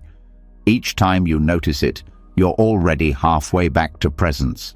The point is not to never respond, but to choose your responses wisely, to stop letting the world decide how you feel and act, to reclaim your own rhythm. Renunciation also brings with it a deep kind of freedom. Not reacting means you are no longer bound to the behavior of others. You are no longer a puppet pulled by emotions, events, or expectations. You are rooted, not in resistance, but in stillness. And that stillness makes space for real insight, real compassion, and real peace. Let the world turn, let the thoughts rise, let the feelings pass. You are not required to attend to all of it. You are not the manager of the universe. You are a witness, and in witnessing without reacting, you dissolve the chaos. This is the peace that doesn't fade, the kind that stays even when life is loud, the kind that doesn't depend on silence outside, because it's rooted in silence within. You found it not by striving, but by not answering every knock at the door. Once the habit of reaction begins to fall away, a deeper truth reveals itself. Underneath the reflex to respond to every sound, thought, and feeling lives something even more persistent. The belief that peace only comes when life goes a certain way. That calm is earned through control, not the obvious kind of control, the loud dominance or perfectionism, but the quiet, daily effort to manage everything. The subtle tightening of plans, the mental rehearsing of conversations, the way attention scans constantly for what might go wrong. It all comes from the same root, a deep fear that without control, things will fall apart. But what if the need for control is the very thing causing the suffering? Control promises safety. It says, if you prepare enough, you won't be surprised. It whispers, if you manage everything well, you won't feel pain. This seems logical.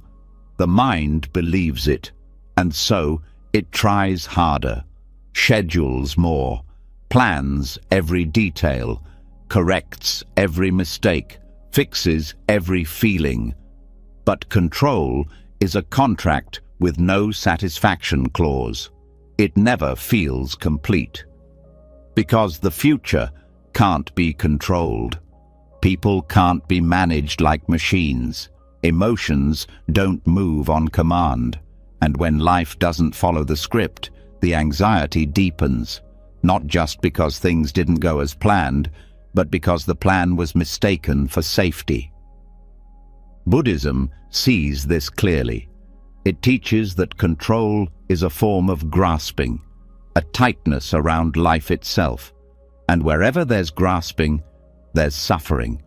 Not because life is cruel, but because resistance to its flow always creates tension. The more control someone tries to impose, the more disconnected they become from reality. Life isn't a puzzle to be solved. It's a movement to be joined, a rhythm to dance with. And that dance begins when control ends. There's a difference between clarity and control. Clarity sees things as they are. It flows with change, adapts, listens. Control resists what is, demands what should be, and fears change. Clarity brings peace. Control brings pressure. And this pressure shows up in the body. The jaw clenches. The hands stay busy. The chest feels tight. The breath becomes shallow. All signs that the mind is trying to grip what it can never fully hold. The illusion of control is also tied to identity. Many people believe they are only as good as their ability to manage outcomes, to stay calm, to be productive, to meet expectations. But that identity is fragile. It breaks when plans fall apart. It crumbles under the weight of unexpected emotion. And so the anxiety grows, not from the event itself, but from the fear of no longer being who you thought you had to be. Letting go of control doesn't mean letting go of responsibility. It means releasing the illusion that everything depends on you. It means doing your part fully and then stepping back. Trusting the process. Trusting that not everything needs your constant supervision. Control says, it's all on me. Clarity says, I'll show up and let life move as it needs to. The mind resists this at first. It wants certainty. It wants insurance against the unknown. But the unknown is not the enemy. It's the space where life lives. Every joy, every discovery, every moment of peace you didn't plan, all came from the unknown. Control would have skipped them, but surrender receives them, not passively, but with full presence. One practice that helps loosen the grip of control is inquiry, gently asking, what am I trying to manage right now? What would happen if I let this be? Is this mine to carry? These questions don't dismiss responsibility. They reveal where control is being confused with care. You can care deeply and still let go. You can act with intention and still release the outcome. Another practice is softening the body. Control lives in tension, so releasing it starts with the muscles. Relax the shoulders, soften the belly, let the hands rest. These physical shifts send signals to the brain. It's okay to let go. It's safe to not know. This doesn't mean danger is gone. It means your relationship to uncertainty has changed. You're no longer bracing against it. You're breathing through it. This also applies to thoughts.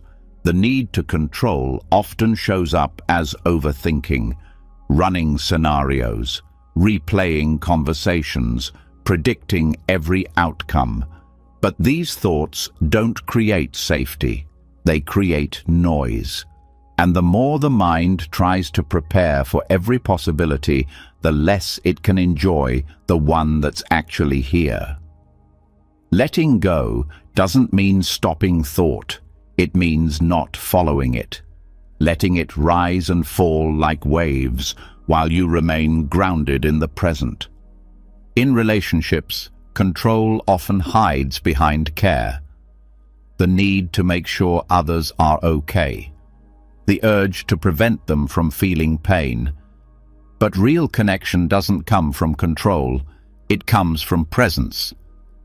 From being with someone exactly as they are without trying to change their experience. This kind of love doesn't bind, it frees. There's a deep strength in releasing control. Not the strength of force, but the strength of trust. Trust in life. Trust in yourself. Trust in something larger than the plan. This trust isn't blind. It's grounded in experience. Every time you let go and peace arises, the mind learns, I don't have to hold everything. I can rest. This rest is what heals the nervous system. Constant control keeps it in high alert, always scanning, always bracing. But surrender tells the body, the fight is over. You are safe now. You can soften. And in that softening, healing begins. This is not about giving up. It's about giving over. Letting life meet you instead of always chasing it. Letting moments arrive instead of trying to create them. Letting emotions move instead of trying to manage them. This openness is where presence deepens, and in presence, peace becomes natural, not forced, not earned, just remembered. There's also a spiritual layer to this.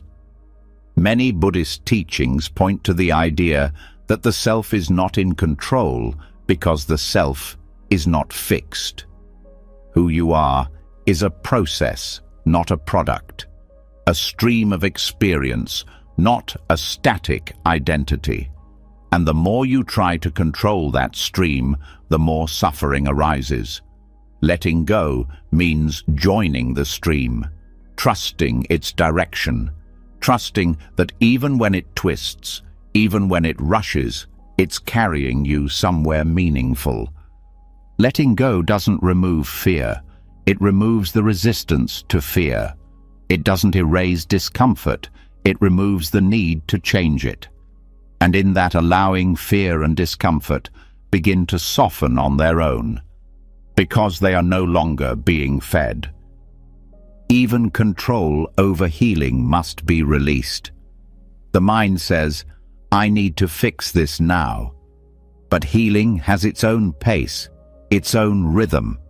When you stop trying to accelerate it, it begins to unfold naturally, like a flower that blooms when it's ready, not when it's told.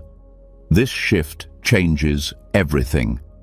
The way you breathe, the way you walk, the way you sit in silence, no longer chasing, no longer resisting, just being, fully, here, now.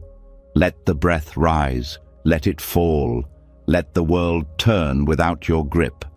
The less you hold it, the more it holds you. This is the secret, the paradox. That surrender is not weakness, it is the beginning of real strength. After letting go of control, there's a quiet shift. A different kind of awareness begins to take shape. Less focused on fixing, more tuned into understanding. No longer fighting the waves of anxiety, but now curious about where they come from. Not just the surface triggers, but the deeper layers, the unseen causes that build up until panic feels automatic. Buddhism offers a way to trace that journey, a way to see how a single moment, a tiny spark, turns into a flood. This map is called dependent origination. It's not just philosophy. It's a step-by-step explanation of how suffering begins, and more importantly, how it ends. Dependent origination describes 12 links, 12 movements, each one naturally leading to the next. It begins so subtly that most people don't notice it. That's why anxiety often feels like it comes out of nowhere. But with practice, you start to see the pattern. You start to notice the chain.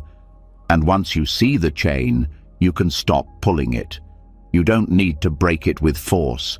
You just need to stop following it. The first link is ignorance. Not ignorance as in being unintelligent, but as in forgetting the truth of the present moment. It's the moment when awareness dims, when attention leaves what's real and drifts into habit, assumption, or belief. This sets the entire chain into motion, because once awareness is lost, reaction takes over. Ignorance leads to mental formations. These are the conditioned reactions based on past experience. The thought patterns, emotional habits, and unconscious responses that play out when presence is lost. They shape perception before perception even happens. If the nervous system has been trained for fear, these formations will reflect that. They set the tone for what comes next. Next comes consciousness. Not general awareness, but a specific kind of awareness tied to these formations. It filters experience through old lenses. Everything now is colored by the past. This consciousness is narrow. It looks for what it expects to find. If fear was planted early, fear is now more likely to be seen. Following consciousness comes name and form, the building blocks of identity and the physical body. This is where experience starts to become personal. The mind begins to say, "This is me," and "This is happening to me." A sense of separation takes shape. The world feels solid, fixed. Experience stops being just sensation and starts being a story. That sense of self gives rise to the 6 sense bases: the eyes, ears, nose, tongue, body, and mind. These aren't just physical organs, but the entire system of receiving information. With these in place, the world floods in. Sensory input becomes constant. Every sight, sound, and thought has a doorway. From the senses arises contact, the meeting point between the sense organ, the object, and the awareness of it. It's the moment when experience is felt directly, the warmth of a touch, the sharpness of a word, the volume of a sound. Nothing is good or bad yet, it's just raw data. But this is where things begin to turn. Contact leads to feeling, pleasant, unpleasant, or neutral. This is the first spark of reaction, the moment something feels nice or not, the moment the body leans in or flinches away. It's still simple here, just a response. But if awareness isn't steady, this spark turns quickly into fire. The next link is craving. When something feels good, the mind wants more. When something feels bad, it wants it gone. Craving is not just desire, it's the compulsion to change the moment. It's the refusal to stay with what is. This is where the anxiety begins to grow, because now peace depends on getting or avoiding something, and that tension makes the present feel incomplete. Craving turns into clinging, not just wanting, but holding on, building identity around what is wanted. I need this. I must avoid that. This feeling means something about me. Clinging makes the moment personal. It creates pressure. The stakes get higher. Everything becomes a test, and the nervous system reacts. Clinging leads to becoming. The identity now hardens. The self feels defined by what it wants, what it fears, what it avoids. This is not just personality, it's the emotional atmosphere. The body contracts, the thoughts repeat. The future is imagined as something that must be shaped. Becoming is the momentum that carries anxiety forward, even when nothing is happening. Becoming leads to birth, not physical birth, but the birth of a specific self in the moment, the anxious self, the overwhelmed self, the one who feels the panic, the one who believes the thoughts. This birth feels real. It feels like me. And because it feels so real, it becomes the lens through which everything is seen. Finally, birth leads to aging and death. Again, not physical death, but the death of peace, the decay of presence. The cycle completes in suffering, in grief, in fear, in all the painful emotions that come when a moment becomes a threat and the self feels fragile. But here's the power of this teaching. Any link can be stopped. You don't need to go all the way through. You can notice the craving and pause. You can feel the contact and stay.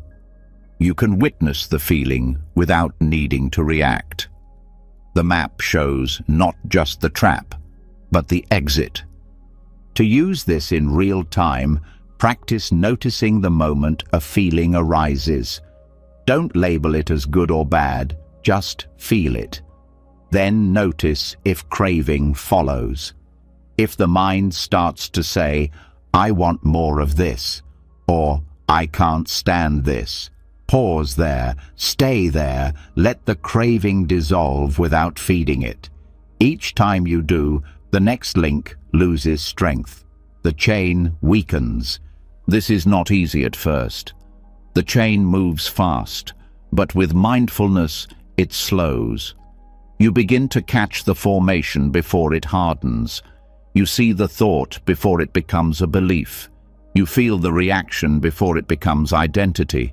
And with that awareness, you choose differently.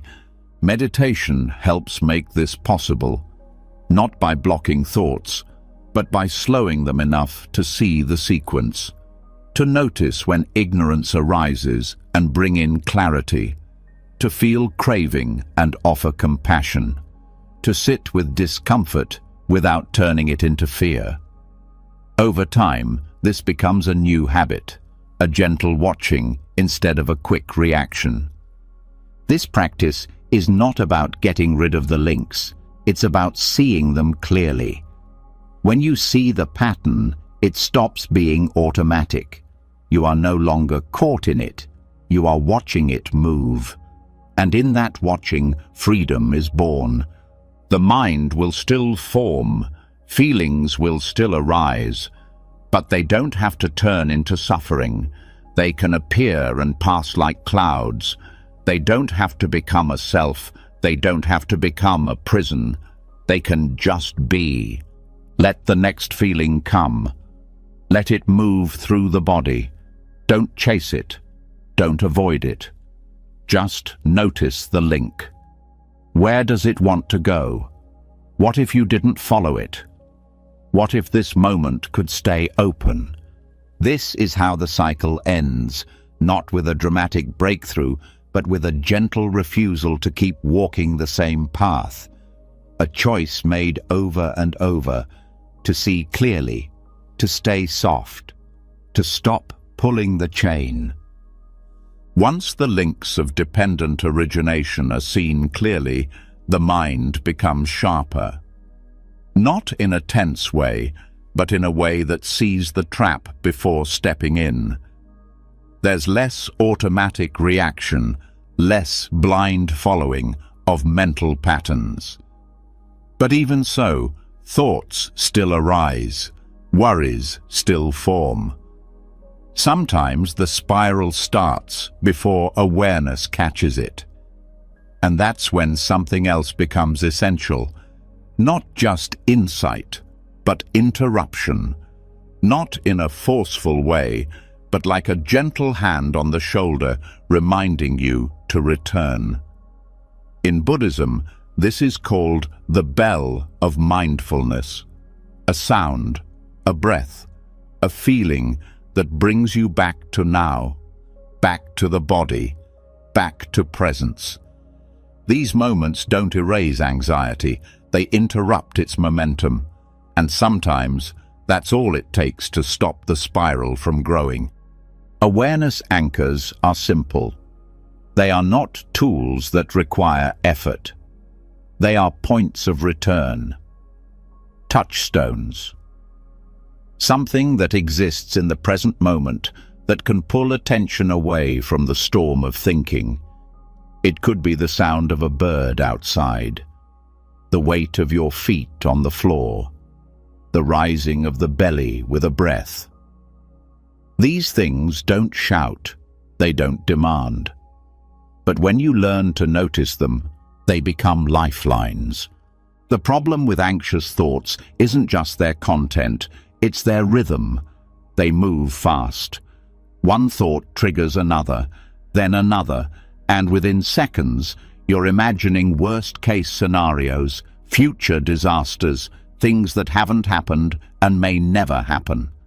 The thoughts build on each other because there's nothing breaking the chain. The momentum grows because there's nothing interrupting it. But a single moment of attention can stop it cold, not by solving the thought, but by stepping out of the loop entirely. The bell of returning isn't always a sound. Sometimes it's the texture of your clothing, the temperature of the air, the pause between words. It's anything real, immediate, and felt. These anchors ground the mind. They remind it that there is a body, that there is breath, that this moment exists, and it's not the one the thoughts are describing. The present is usually far less dramatic than the future the mind is racing toward, and that contrast wakes something up. There's a practice in Zen monasteries where a literal bell is rung at various points in the day. When it sounds, everyone stops. Whatever they're doing, whatever they're thinking, they pause, breathe, return. It's not a break from life, it's a return to it. The bell isn't the distraction, the thinking is. The bell is the reminder that you've wandered and that you can come back. You can create your own version of this. It might be a phone chime set to ring every few hours. It might be a word you whisper when your mind starts to spin. It might be placing your hand over your heart and feeling its warmth. The technique doesn't matter. What matters is that it's real, that it breaks the trance of thought, that it says to your system, we're back, we're here, we're safe. When this becomes a habit, everything changes. Anxiety doesn't disappear overnight, but its power fades, because now there's another voice in the room, one that doesn't argue or resist, one that simply points to now. That voice doesn't need to be loud, it just needs to be consistent. You don't need to win the argument with the anxious thoughts. You just need to stop attending their meeting. This is not about distraction. Distraction is avoidance. Awareness anchors are engagement. They engage with reality instead of illusion. Distraction says, don't think about that. Awareness says, come see what's actually happening. It's not suppression, it's redirection, away from fantasy toward what's real. These moments also calm the nervous system. The body doesn't know the difference between a real threat and an imagined one. So anxious thinking creates a physical response: tight muscles, racing heart, shallow breath. But when attention returns to something immediate, the body gets new information. There is no danger here. The breath deepens, the shoulders lower, the system recalibrates, and all of it begins with one small moment of attention. You can also use the breath itself as a bell. Not breath control, just breath awareness. The inhale that was already happening. The exhale you don't have to create. Every breath is a reminder that life is unfolding right now. You don't need to chase it. You just need to notice it. Sometimes it helps to name the return. Here. This. Now. A single word can act as a signal. A gentle light switch that turns on presence, not because the thought has gone away, but because the mind has stopped feeding it. Over time, awareness anchors change your relationship with thought. You stop seeing thoughts as facts. You stop assuming they require action. They become weather, passing through. They become music in another room. You hear it, but you don't go in. You can also use the body as an anchor. The feeling of your spine, the contact between your feet and the ground, the temperature on your skin, the subtle pulse in your hands. These sensations are always there, but anxiety pulls attention away from them. Returning to them brings you back into the present, which is where anxiety cannot survive. This practice doesn't make you passive. It doesn't stop you from thinking or doing. It makes your actions cleaner, quieter, more intentional, because now you're responding from presence, not from panic.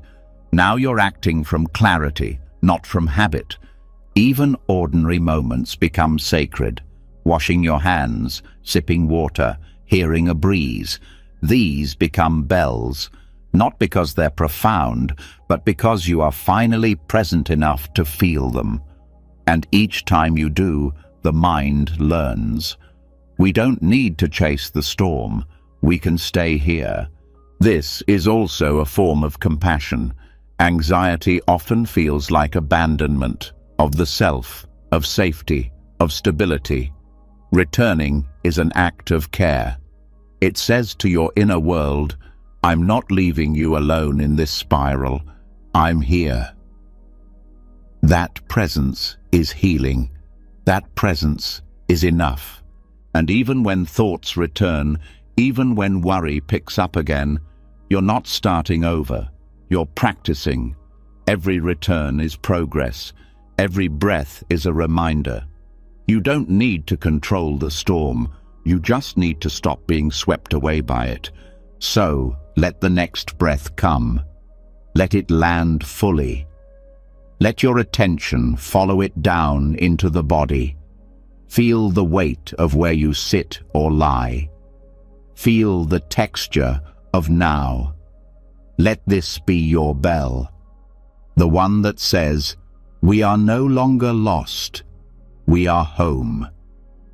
Once the bell of returning brings the mind back to the breath, to the body, to the texture of now, there's a kind of freshness that appears.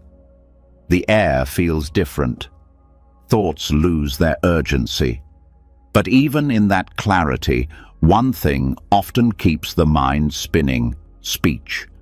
Words, whether spoken aloud or rehearsed silently, tend to reignite the cycle. They pull the body out of stillness. They shape new stories. They restart the commentary. And without realizing it, even a simple sentence can spiral the mind right back into anxious thinking.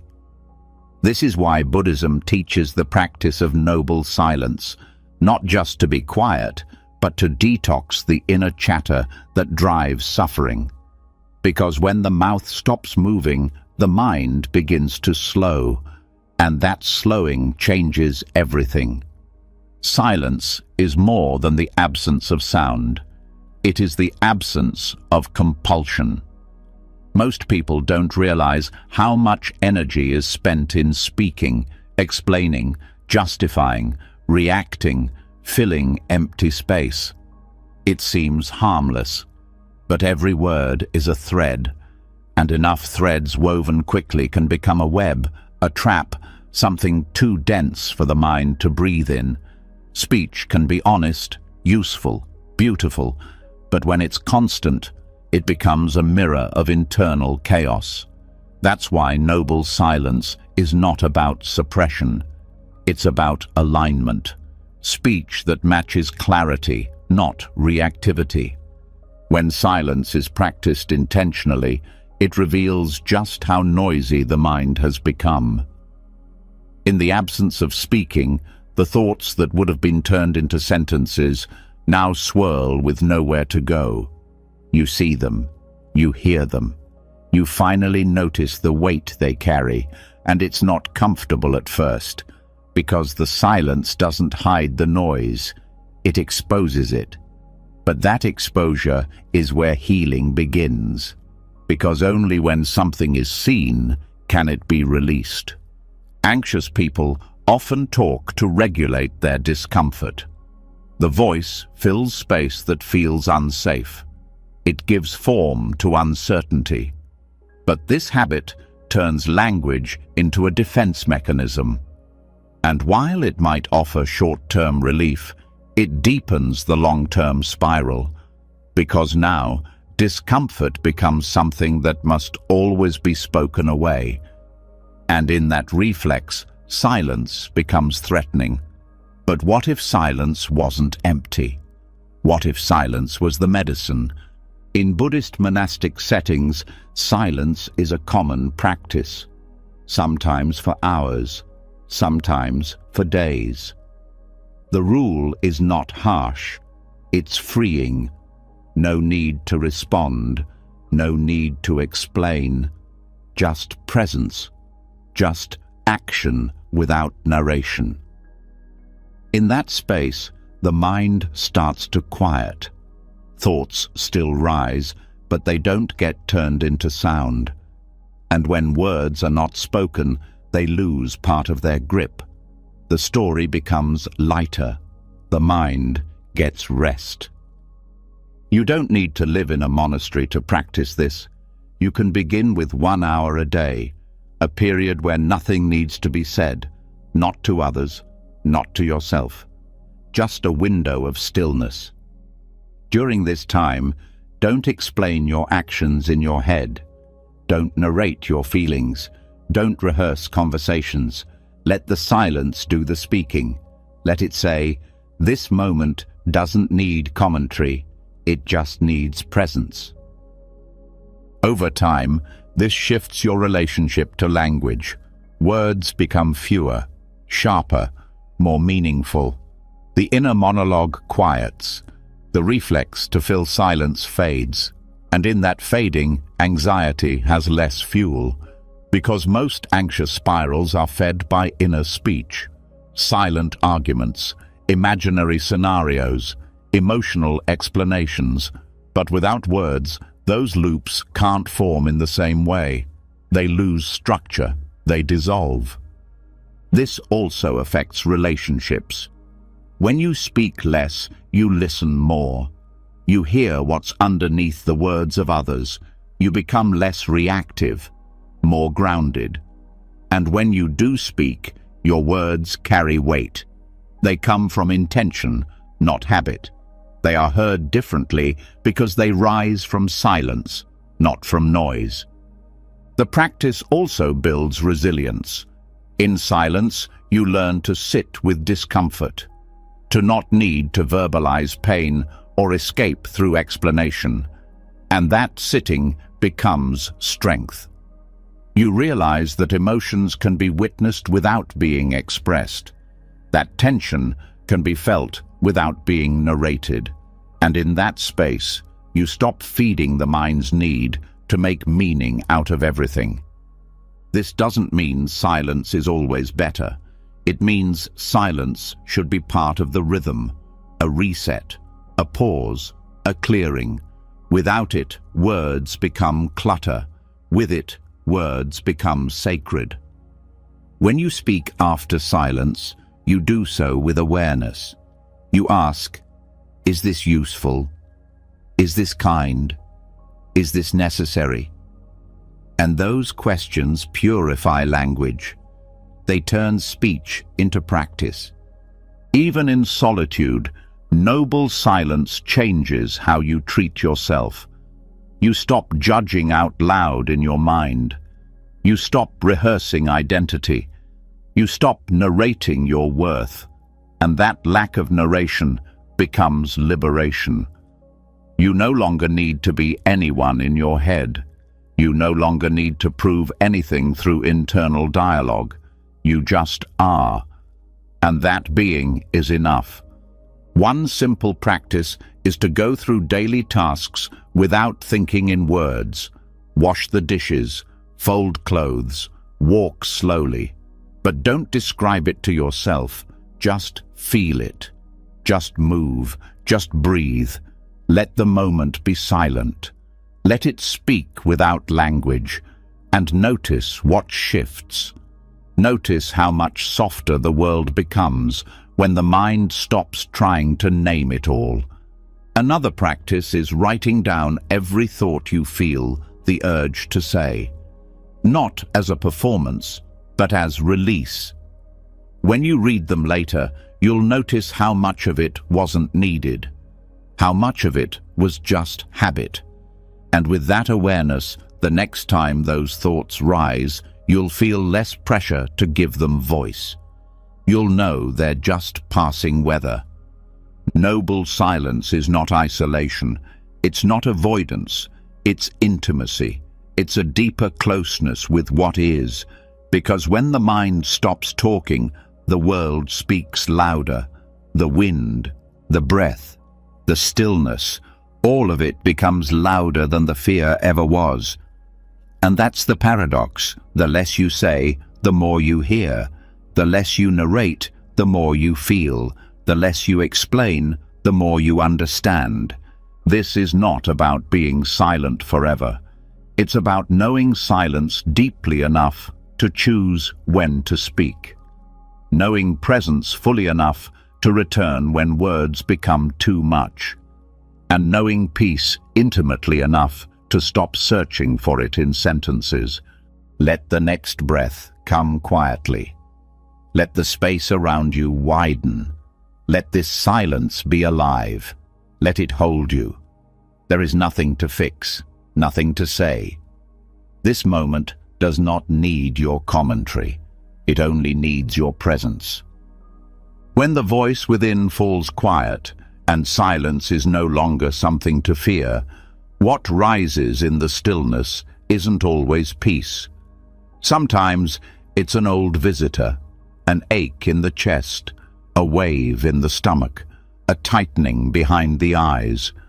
Anxiety doesn't always shout. Sometimes it shows up like an unwelcome knock on the door, just when you thought everything had settled. And the first reflex is usually the same. Resist it, suppress it, fix it, run. But there's another way. One that doesn't fight the feeling, but receives it. One that doesn't ask, how do I get rid of this? But instead whispers, what if I could let this be here too? This way is taught through ancient Buddhist and Sufi wisdom, and it changes the entire relationship with discomfort. It teaches that the mind is not a battlefield, it's a guest house. In the poem by Rumi, The idea is simple but powerful. Every emotion is a visitor. Joy, sorrow, fear, jealousy, they come, they stay, and they go. None of them are permanent. None of them own the house. They just pass through. And when this understanding settles into the nervous system, anxiety loses its sharpness. Not because it's gone, but because it's no longer mistaken for a threat. It's just another guest. Most people treat anxiety as something wrong, as something that shouldn't be happening. But what if it's just a message? What if it's the mind's way of telling you that something needs attention, not solving, not fixing, just witnessing? When anxiety is greeted rather than battled, it softens. Because the fight is what makes it grow. The rejection is what gives it energy. Without that resistance, it has nothing to push against. Hosting doesn't mean indulging. It means presence. It means meeting the feeling at the door and saying, "I see you.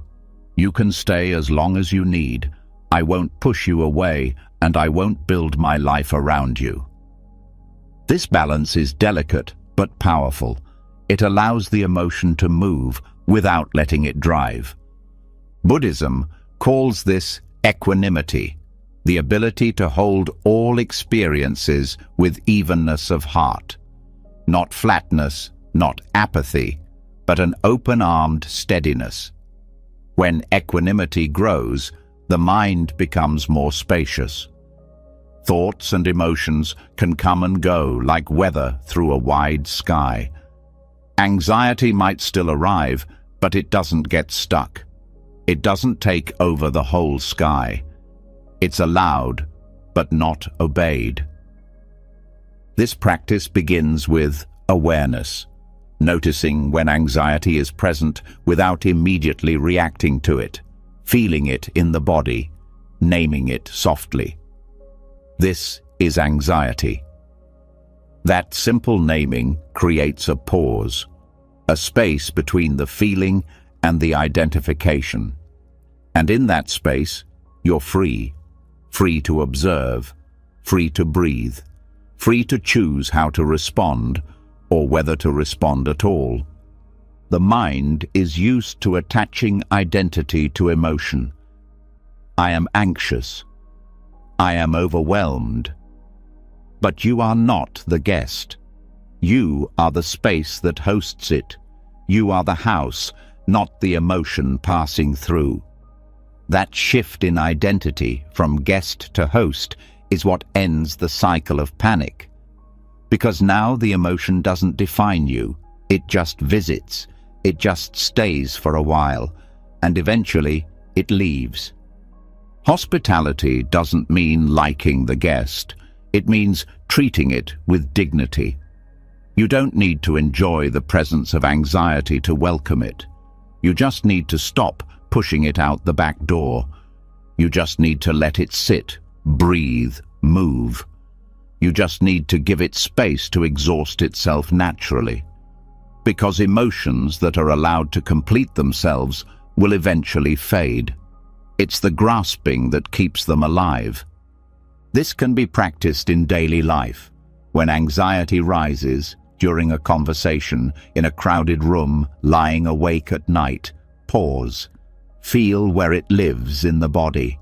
Soften around that place.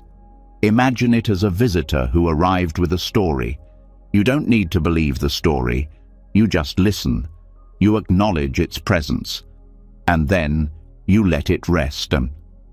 Sometimes the guest will speak. It might bring old fears, memories, regrets. But you are not the voice. You are not the past it echoes. You are the one watching, the one holding space.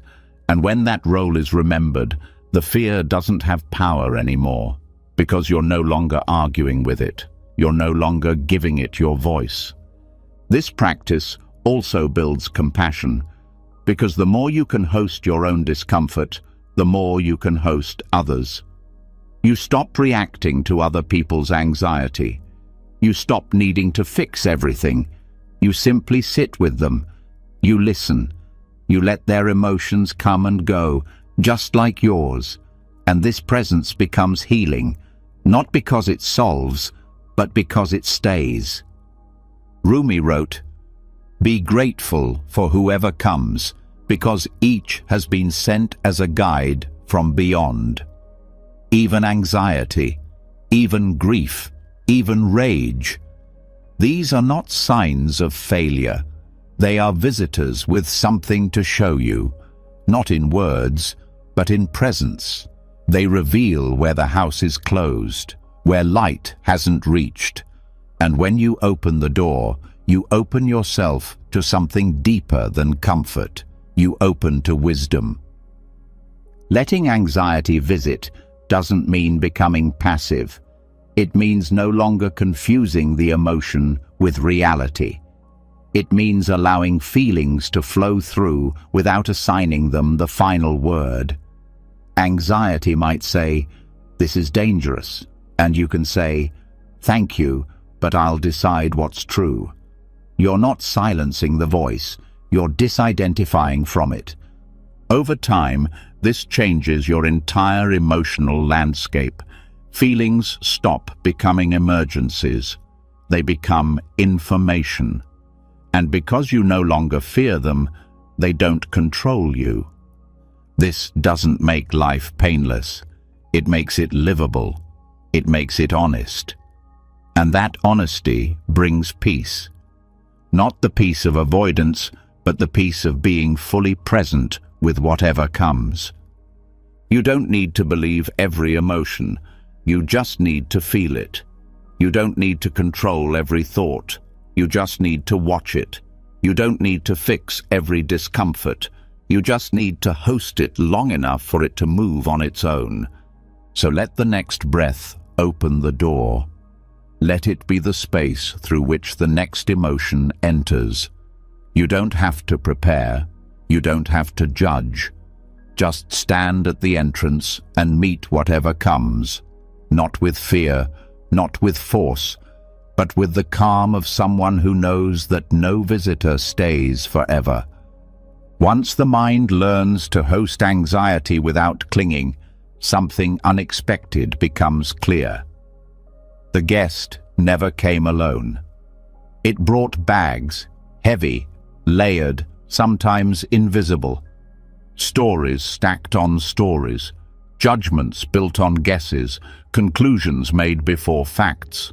And suddenly, the weight in the chest, the racing thoughts, the tightening in the belly, it all begins to feel less like a raw experience and more like a structure, something built, something crafted, not consciously, not maliciously, but habitually.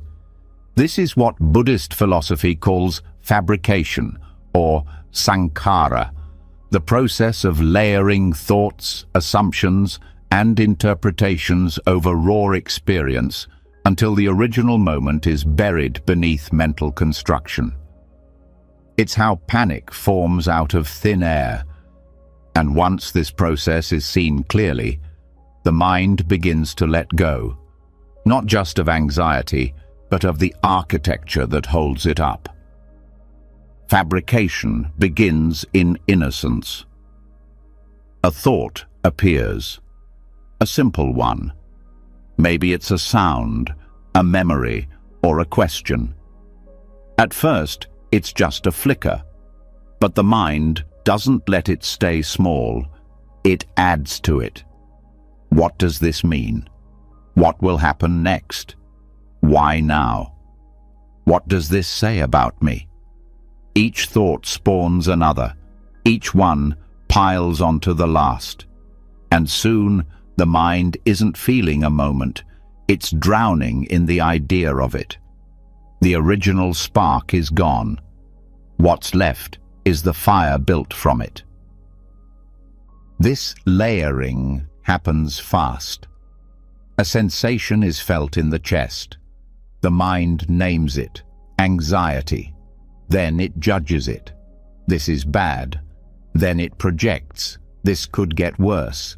Then it personalizes. I shouldn't feel this way. Then it predicts. Something terrible is about to happen. None of these thoughts are the truth.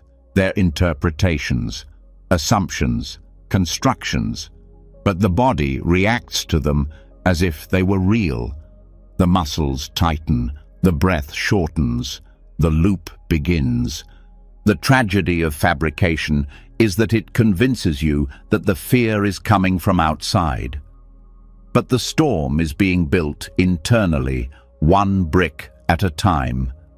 And the most powerful part of the teaching is this: what is built can be unbuilt.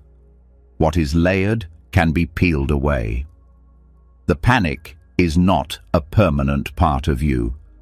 It is a structure resting on assumptions, and those assumptions can be questioned. The first step is recognizing the difference between sensation and story. A feeling is just that, a sensation in the body. Warmth, tightness, fluttering. It's real, but it's not dangerous. It's not a problem to solve. It's just something to feel. The moment the mind adds a story, this means something is wrong, this has to be stopped. It's no longer pure. It's been covered, and that covering becomes the anxiety. To unmask fabrication, the mind must slow down. Not stop, just slow. Like watching a replay in slow motion. You feel the tightness, and before the thoughts can rush in, you pause. You ask, what did I just add? Did I name this? Did I resist it? Did I assume something about it? And with each answer, a layer peels back. Sometimes the fabrication is subtle. You don't even realize you're doing it. You think you're just being careful, just planning, just understanding. But what you're really doing is building, shaping a reality in your head that has nothing to do with what's actually happening. And that's why it feels so heavy. You're not carrying a moment. You're carrying a mental sculpture of the moment, and it weighs far more. This is where meditation becomes not just useful, but necessary, because only in stillness can these layers be seen clearly. When you sit and do nothing, the constructions start to rise. Thoughts build themselves, emotions swirl. But you're watching now. You're not climbing inside the structure. You're outside, seeing how it forms, and that witnessing is what breaks the spell. The goal isn't to stop building, it's to stop mistaking the building for truth. You'll always have thoughts. That's not the issue. The issue is believing them without question, letting them define the moment, letting them decide what is real. When you stop doing that, the whole thing begins to crumble. There's a teaching in Buddhism that says all suffering is born from attachment to what is fabricated, not from what is, but from what the mind adds. That's why so much relief comes not from changing your life, but from seeing clearly, from realizing that most of what feels unbearable isn't what's happening, it's what's being layered on top. This also creates compassion. When you realize how much of your own fear is self-constructed, you stop blaming others for theirs. You understand that everyone is carrying a mind full of stories, and you begin to meet those stories with gentleness, not judgment. In daily life, this shows up in the small moments.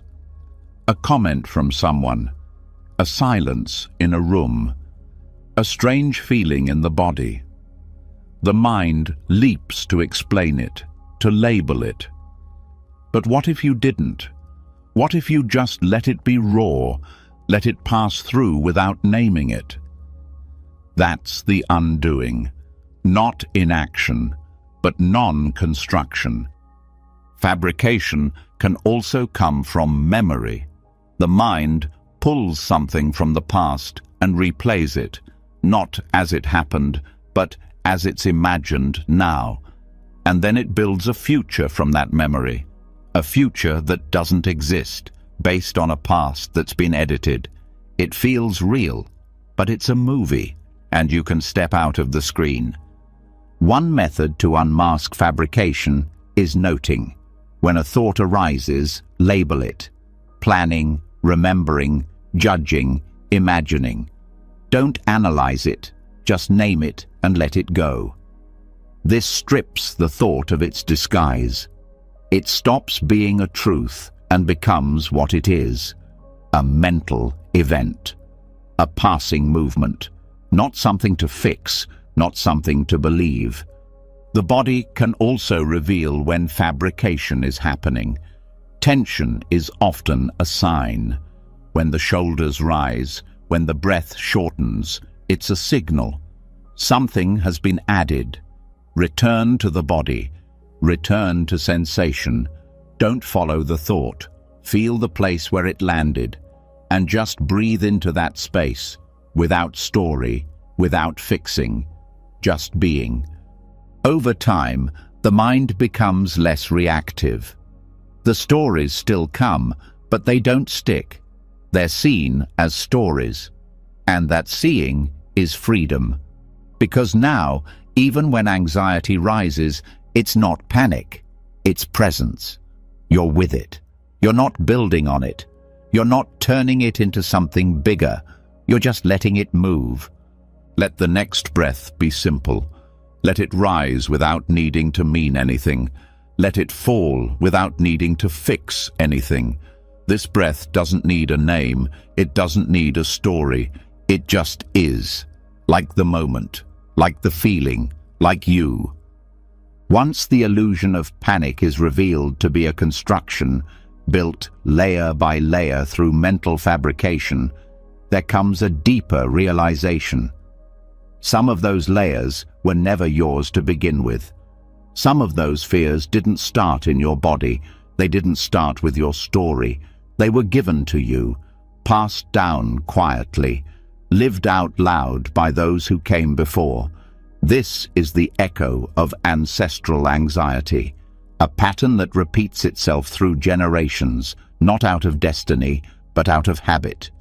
And what Buddhism offers is not just understanding, but freedom, the path of mindful disidentification, the choice to step out of a loop you were born into, but do not have to continue. Karma, as taught in Buddhism, is not fate. It's not a punishment. It's a momentum, a chain of cause and effect driven by action, speech, and thought, and not just your own. Family systems pass down karma like rivers pass down silt. Sometimes the stream is clear, stories told, fears shared, behaviors mimicked. But often it's invisible. A mother who flinches at confrontation, a father who tightens around control, a grandparent who taught silence instead of expression. None of it said directly, yet all of it absorbed. The body learns before the mind can name it. This kind of inheritance doesn't live in genetics alone. It lives in nervous systems, in how emotions were handled or not handled, in how conflict was met or avoided, in what was considered safe to feel. If your caregivers met fear with panic, you learn to do the same. If they met uncertainty with anger or shutdown, those patterns became familiar. Not because you chose them, but because you were surrounded by them. And this is where karma becomes active. Because once you see the pattern, you are no longer just a participant. You are the pivot point, the one who can choose differently, the one who can stop the echo. This doesn't mean blaming the past. It means understanding it without being trapped by it. The goal is not to erase what came before, but to stop it from continuing through you. To do this, the first step is recognition. The ability to name what you've inherited, not as identity, but as influence. You start to see the places in your life where fear feels automatic, but out of proportion, where reactions happen before thought, where you brace for conflict even when none exists. These are the fingerprints of old karma. They are not proof of brokenness, they are invitations to heal. Mindfulness gives you the space to observe these patterns without being overwhelmed by them. Instead of saying, "This is just who I am," you begin to say, "This is what I learned." That shift is everything, because what is learned can be unlearned. What was absorbed can be released, not by force, but through presence. One way to practice this is to watch your reactions like you would watch a performance. When something triggers anxiety, pause, feel the body, listen to the thoughts, but don't rush to fix them. Just ask, whose voice is this? Where did I first learn to feel this way? Who modeled this reaction for me? Sometimes the answer is clear. Sometimes it's just a sense. Either way, you begin to create space between the pattern and your identity. This space is where karma dissolves, because karma continues through identification, through believing every thought, through reacting the same way. But when you step back, when you witness instead of follow, the pattern can't feed itself anymore. It begins to unravel. Another practice is self-forgiveness, because inherited anxiety often comes with shame. The shame of not being calm enough, of not being stable enough. But that shame is also inherited. You didn't choose this, you didn't invent it. You simply lived in an environment that taught your body to survive this way. Forgiveness doesn't make the past disappear. It makes space for something new to grow. Ritual can also help, not in a mystical sense, but in a symbolic one. Writing a letter to the fear you inherited, naming it, thanking it for helping you survive, and then letting it go. Burning the letter, burying it, putting it in water, not to forget it, but to mark the moment of transition, the moment when you choose not to carry it forward. Sometimes this process brings grief. Grief for the years lost to anxiety that wasn't even yours. Grief for the way fear shaped your childhood. Grief for the love that couldn't be fully felt. Let that grief move through. It's not weakness, it's the weight lifting. It's the body clearing out what it never needed to hold. You may also begin to see how your own choices have already started to change the pattern. Every moment of pause, every breath taken in awareness, every time you didn't snap or shut down or run. These moments matter. They are you rewriting the story. They are you becoming the ancestor who did it differently. This process doesn't have an end point. There's no final purge. Karma is subtle. It returns in new forms. But with each return, your relationship to it changes. You meet it with more wisdom, more compassion, less fear. You stop being the container and you become the channel, letting the old flow through you, but not stopping with you. This kind of healing is not just personal, it's collective. Because the calmer you become, the more space others feel around you. Your nervous system begins to regulate others. Your silence becomes safety.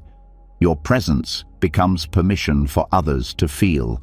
This is how ancestral anxiety ends, not through resistance, but through quiet revolution. One breath, one pause, one act of non-reaction at a time. Let the next breath come with this awareness. You are not broken. You are not bound. You are standing in the middle of a lineage, holding both the pain and the power to transform it. Not for validation, not for perfection, but because peace is possible, because you've seen what fear does, and you're ready for something different. After seeing how inherited anxiety can be softened through presence and mindful disidentification, something deeper starts to stir beneath the surface. Even with the past understood and forgiven, a quiet tension remains, not from what already happened, but from what might, from the future, from the constant anticipation of a world that hasn't arrived. The mind, still clinging to its old habits, keeps reaching forward. It tries to fix problems that don't exist yet. It imagines worst-case scenarios and builds tension around them as if they were already real. This is the hidden layer of suffering that often goes unnoticed. The anxiety of what hasn't happened, and the path forward isn't about more control. It's about a strange but liberating act, forgiving the future. This sounds strange at first. How do you forgive something that hasn't occurred? But when you look closer, the logic begins to dissolve and something wiser steps in. Because the future already takes up space in your body. It lives in your shoulders, your breath, your racing heart. It presses into the present through thought and worry and unfinished scenarios.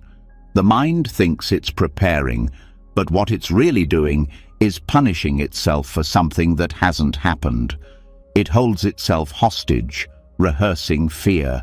And in Buddhist teaching, this is exactly where the root of suffering lies, not in pain itself, but in the fear of pain, not in the event, but in the preemptive resistance. To forgive the future means to stop holding it responsible for your current tension. It means releasing the tight grip on outcomes, results, performances, and possibilities. The mind clings to the idea that if it just plans well enough, nothing bad will happen. But that planning, in excess, becomes torment. It builds a story of danger where there is only space. Forgiveness, in this sense, is not a moral action. It's a healing one. It's saying, I release you, future, from the burden of needing to go perfectly. I release you from the need to protect me from every discomfort. I release you from the weight of my peace. The present becomes heavy when the future is feared. Every moment gets filtered through a question mark. Will this lead to something bad? Am I doing enough now to prevent pain later?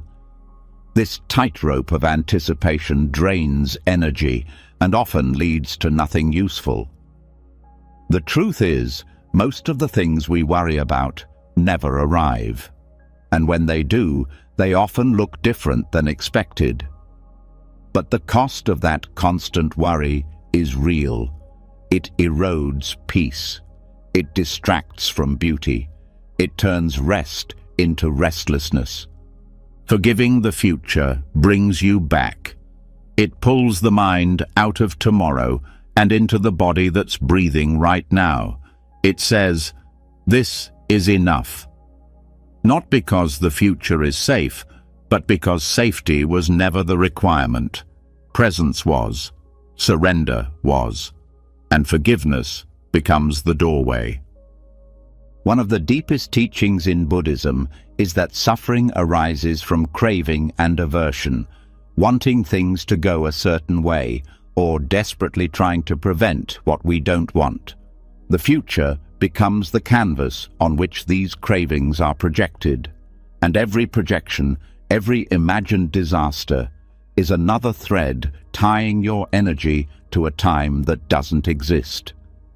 This is why letting go of the future doesn't mean being irresponsible. It means being free. You still plan, you still show up, but you stop believing that your happiness depends on everything unfolding exactly the way you expect. Forgiving the future also means forgiving yourself for not being able to know, for not being able to control, for being human in a world of change. The pressure to predict, to perform, to prevent, these are inherited burdens, cultural, personal, ancestral, but they don't have to define the way forward. You can say, I let myself off the hook. I'm not here to perfect the future. I'm here to be fully awake right now. One practice for this is called intentional surrender. Each morning, before doing anything else, say to yourself, I forgive whatever today brings. You're not inviting chaos. You're acknowledging reality, that plans will shift, that emotions will rise, that people will be people. This doesn't mean giving up. It means giving up the illusion that you are in charge of all of it. This small ritual begins to teach the nervous system that it can relax, that it doesn't have to prepare for every impact, that it can meet life as it unfolds. You can also practice this in moments of rising anxiety. When the thought loop starts, what if this happens? What if that doesn't work? Pause. Feel the breath. Feel the body. And say gently, I forgive what hasn't happened. This cuts the loop. It removes the pressure. It allows the present to come back into focus. What makes this practice powerful is that it doesn't try to outthink the fear. It doesn't argue with it. It doesn't give the mind another task. It speaks to a deeper place. The part of you that knows most fear is a rehearsal. Most suffering is anticipation. And most of what we fear cannot be controlled, only met, only felt, only released. Forgiveness, in this way, is not weakness, it's strength. It takes courage to loosen your grip. It takes maturity to say, even if things don't go as I hope, I will still be here. I will still breathe. I will still find peace in this body. This is the heart of resilience, not immunity to pain, but the willingness to keep opening no matter what comes. This approach also transforms how we relate to others. Much of our anxiety is tied to how we think people will act or respond or judge us in the future. But we can't control their minds. We can't predict their choices. And trying to do so only makes us tense and defensive. Forgiving the future means releasing others from the job of keeping us calm. It means saying, I don't need you to act a certain way for me to be okay. That freedom is rare and powerful. The future also becomes softer when we stop seeing it as a test, as a moment where we'll be judged or exposed or punished. That belief comes from old conditioning, from systems that taught us we had to earn love, earn safety, earn rest. But the Dharma, the truth taught in Buddhism, says otherwise. It says that peace is your natural state, not something achieved through perfection, but revealed through letting go. Letting go of the future also makes room for joy, because when the mind is always scanning for danger, it misses what's beautiful. It sees through a narrow lens, but when that lens is put down, the world widens. You start to notice small things again, the warmth of sunlight, the way wind moves through leaves, the way your breath feels in your chest. These aren't distractions, they are reminders. Reminders that life isn't waiting for you in some future moment. It's right here. So let the next breath be one of soft release. Let it be a pause in the chase. Let it say to the future, You don't owe me anything. Let it say to this moment, you are enough, because you are. And peace doesn't live in prediction. It lives in presence. After releasing the grip on what hasn't happened, after forgiving the tension of imagined futures, the body begins to soften into something new. There's less reaching, less planning, less resistance. But what fills that space now is not just emptiness, it's vibration, a presence deeper than thought. Not another story, not another effort, but a rhythm, a sound, or the space between sounds.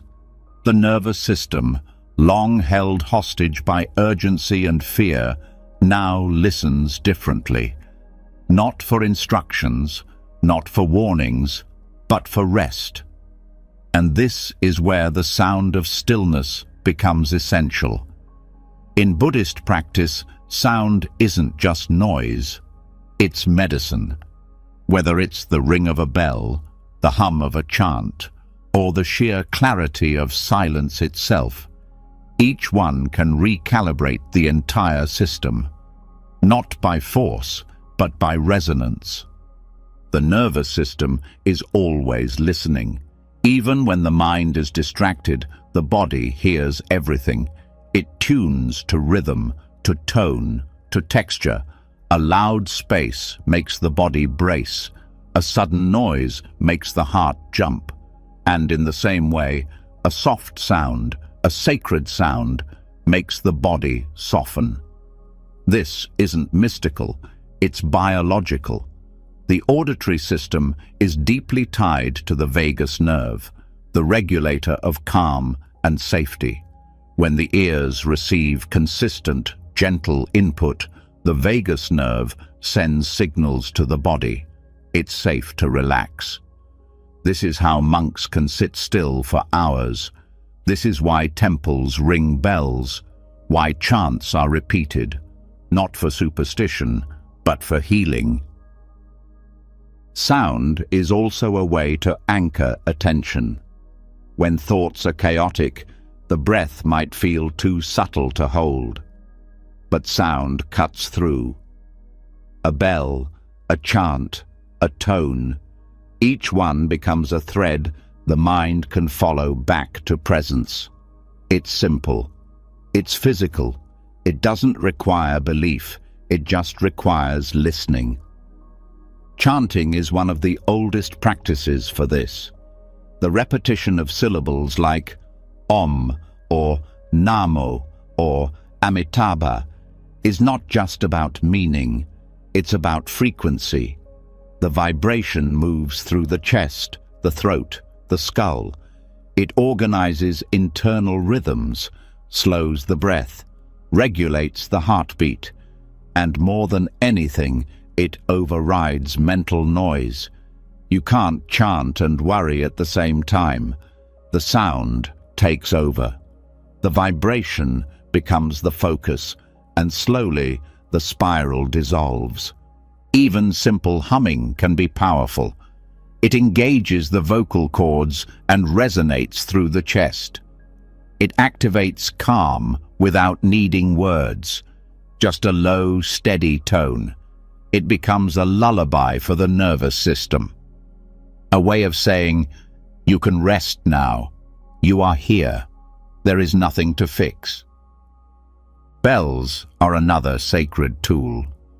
In monasteries, they are used not just to signal time, but to mark return. Every time the bell rings, the mind is invited home, not with urgency, but with clarity. The sound cuts through thought. It stops the drift. It reminds the practitioner, this moment is enough. Some bells are high and bright, others deep and long. The sound isn't the point. It's what the sound does. It opens space. Silence, too, is a kind of sound. Not the absence of noise, but the presence of stillness. The kind of quiet that hums, that wraps around the body like a soft blanket. Many people are afraid of silence because it makes inner noise louder. But that's the medicine. In silence, what's hidden rises, and when it rises, it can be met, not solved, just heard. This is why periods of silence are built into Buddhist retreats. Not to create discipline, but to create space. Space where the nervous system can find its rhythm again. Space where the mind no longer needs to chase. The silence doesn't demand anything, it just holds. And in that holding, the body resets. You don't need a temple to experience this. You can create sonic stillness in daily life. A few minutes of humming before sleep. A bell chime on your phone that rings once an hour just to bring you back. A playlist of soft chants or nature sounds while you breathe. Or even just sitting quietly and noticing the sounds around you. Cars in the distance, birds, wind, your own breath. Not to judge them, just to listen. Listening is an underrated form of meditation. When you stop trying to control the environment and just receive it, something shifts. The world becomes more textured. The mind becomes more grounded. The sound becomes a teacher, a mirror, a home. Sound can also be used as a transition, from thought into presence, from stress into rest, from day into night. Lighting a candle and ringing a bell at the end of the day is not ritual, it's recalibration. A way to signal the nervous system, the work is done. You can return now. This is especially helpful for sleep. Many people carry anxiety into the night. Thoughts repeat. The body won't settle. But the use of steady, soft sound, like Tibetan singing bowls, low chants, or white noise, can guide the system down. Not through suppression, but through resonance, through tuning the inner world to something slower, deeper, kinder. Sound also helps release stuck energy. Emotions that couldn't be spoken often stay lodged in the body. Vocal practices like toning, humming, or even singing can help move them, not through performance, but through vibration. The body doesn't need you to explain the pain, it needs you to vibrate it out, to give it rhythm, to let it move. This is why group chanting is so powerful. In a room full of people humming the same sound, the individual dissolves into something shared.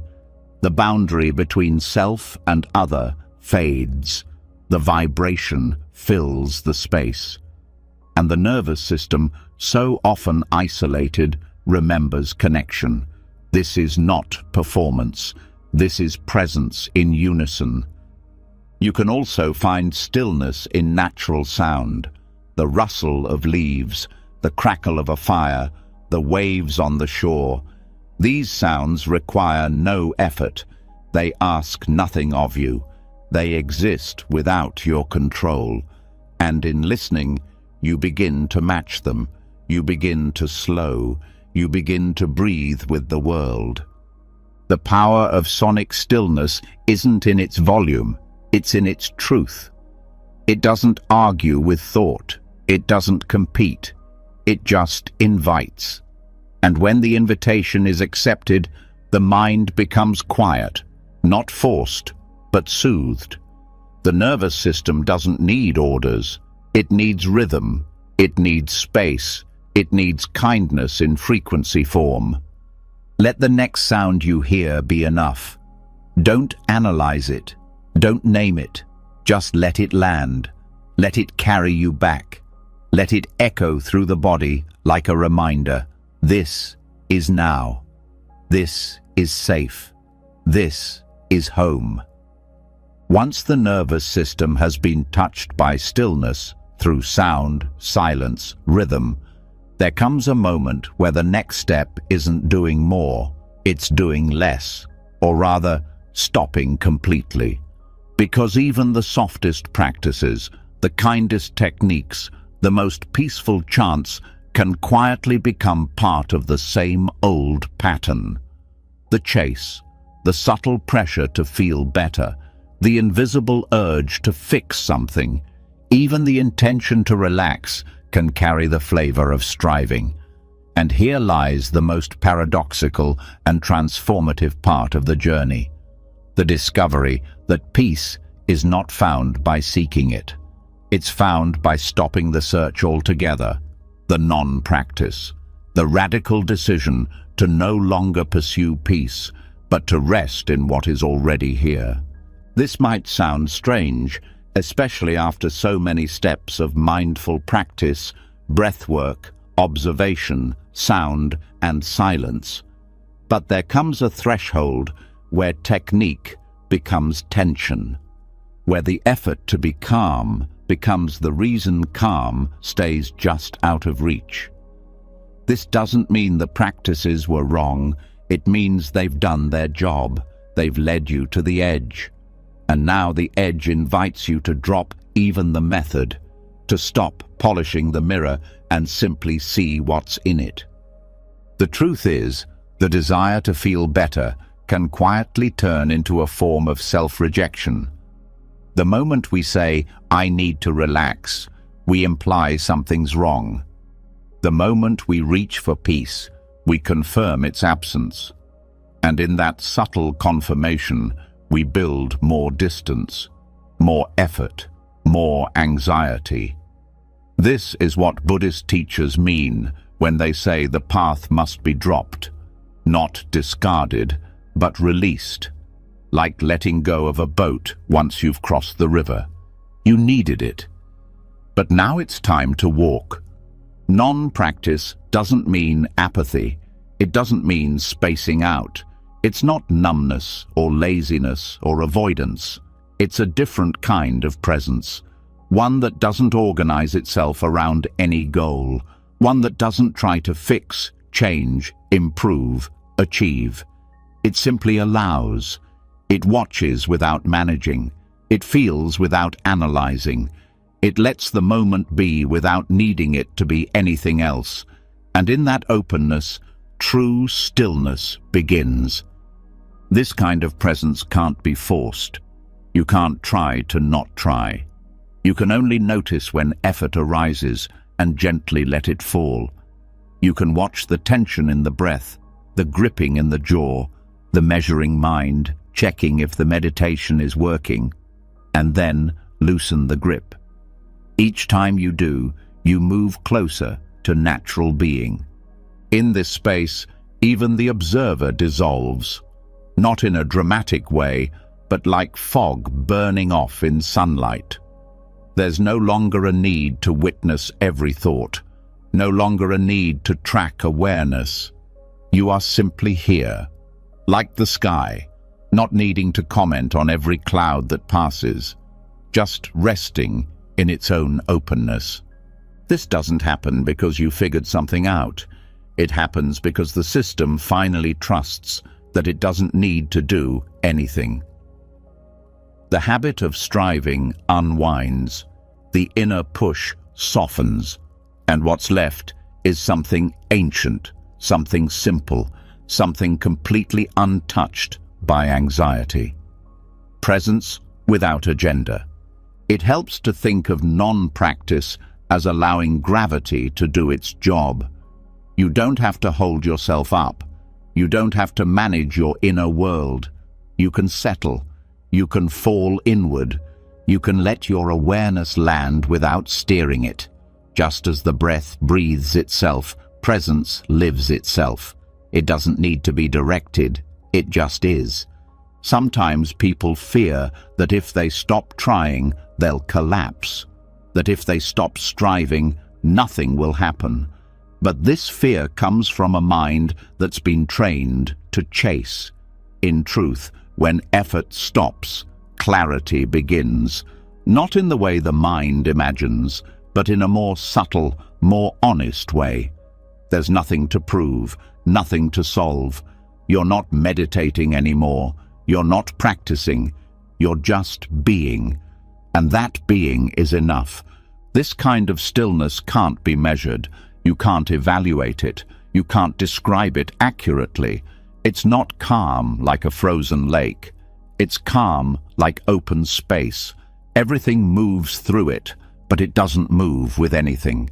It holds the whole show without being caught in any scene. Letting go of practice doesn't mean forgetting what you've learned. It means trusting that what you've learned has become part of you. The breath awareness, the observation, the compassion, none of that disappears. It just stops being effortful.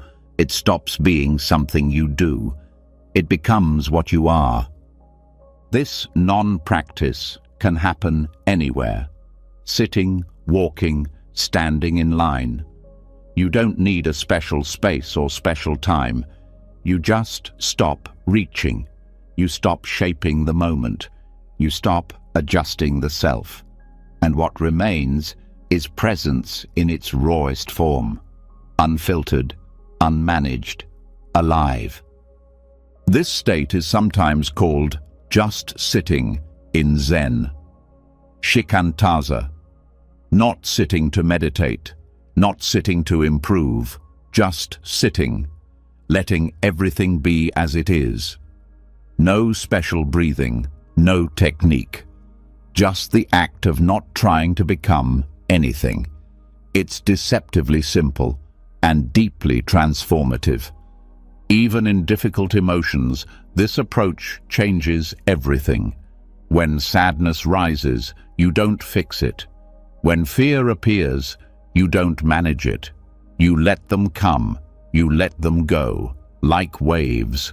Not because you're passive, but because you're finally not resisting.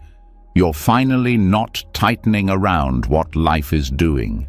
And in that softness, suffering dissolves on its own. This is the heart of the Buddha's teaching. Suffering ends when craving ends. Craving for relief, craving for control, craving for a different now. The moment that craving stops, peace is not achieved. It's revealed, because it was always there, underneath the struggle. Let the next breath arrive on its own. Don't hold it. Don't shape it. Don't even watch it. Let it be. Let your awareness rest the same way. Unmanaged, open, unconcerned. This is non-practice. This is the stillness that lives beneath effort, the calm that doesn't need your help. And from this stillness, something surprising starts to happen. Energy returns, not the frantic kind, but a quiet, steady vitality. Because when you stop chasing peace, you stop exhausting yourself, you stop running in circles, and the body, the mind, the heart, all begin to refill. This is how rest becomes power, how surrender becomes strength. When the chase for peace finally stops, and the body surrenders into simple being, what often rises next isn't clarity, it's heaviness. A soft fog, a weight behind the eyes, a kind of mental blur that doesn't feel quite awake and doesn't feel quite asleep. Most people resist this state. They see it as laziness, dullness, or something to shake off. But what if that fog is actually sacred? What if the state of mild disorientation before sleep, the moment when thoughts loosen their grip, when willpower fades, when the edges of the world begin to blur, is not a distraction, but a doorway? This is what Buddhist insight quietly reveals. That lethargy, when not feared or judged, becomes a gate into the deepest forms of letting go. The sleepy, restless space between wakefulness and sleep is one of the most fertile terrains for healing.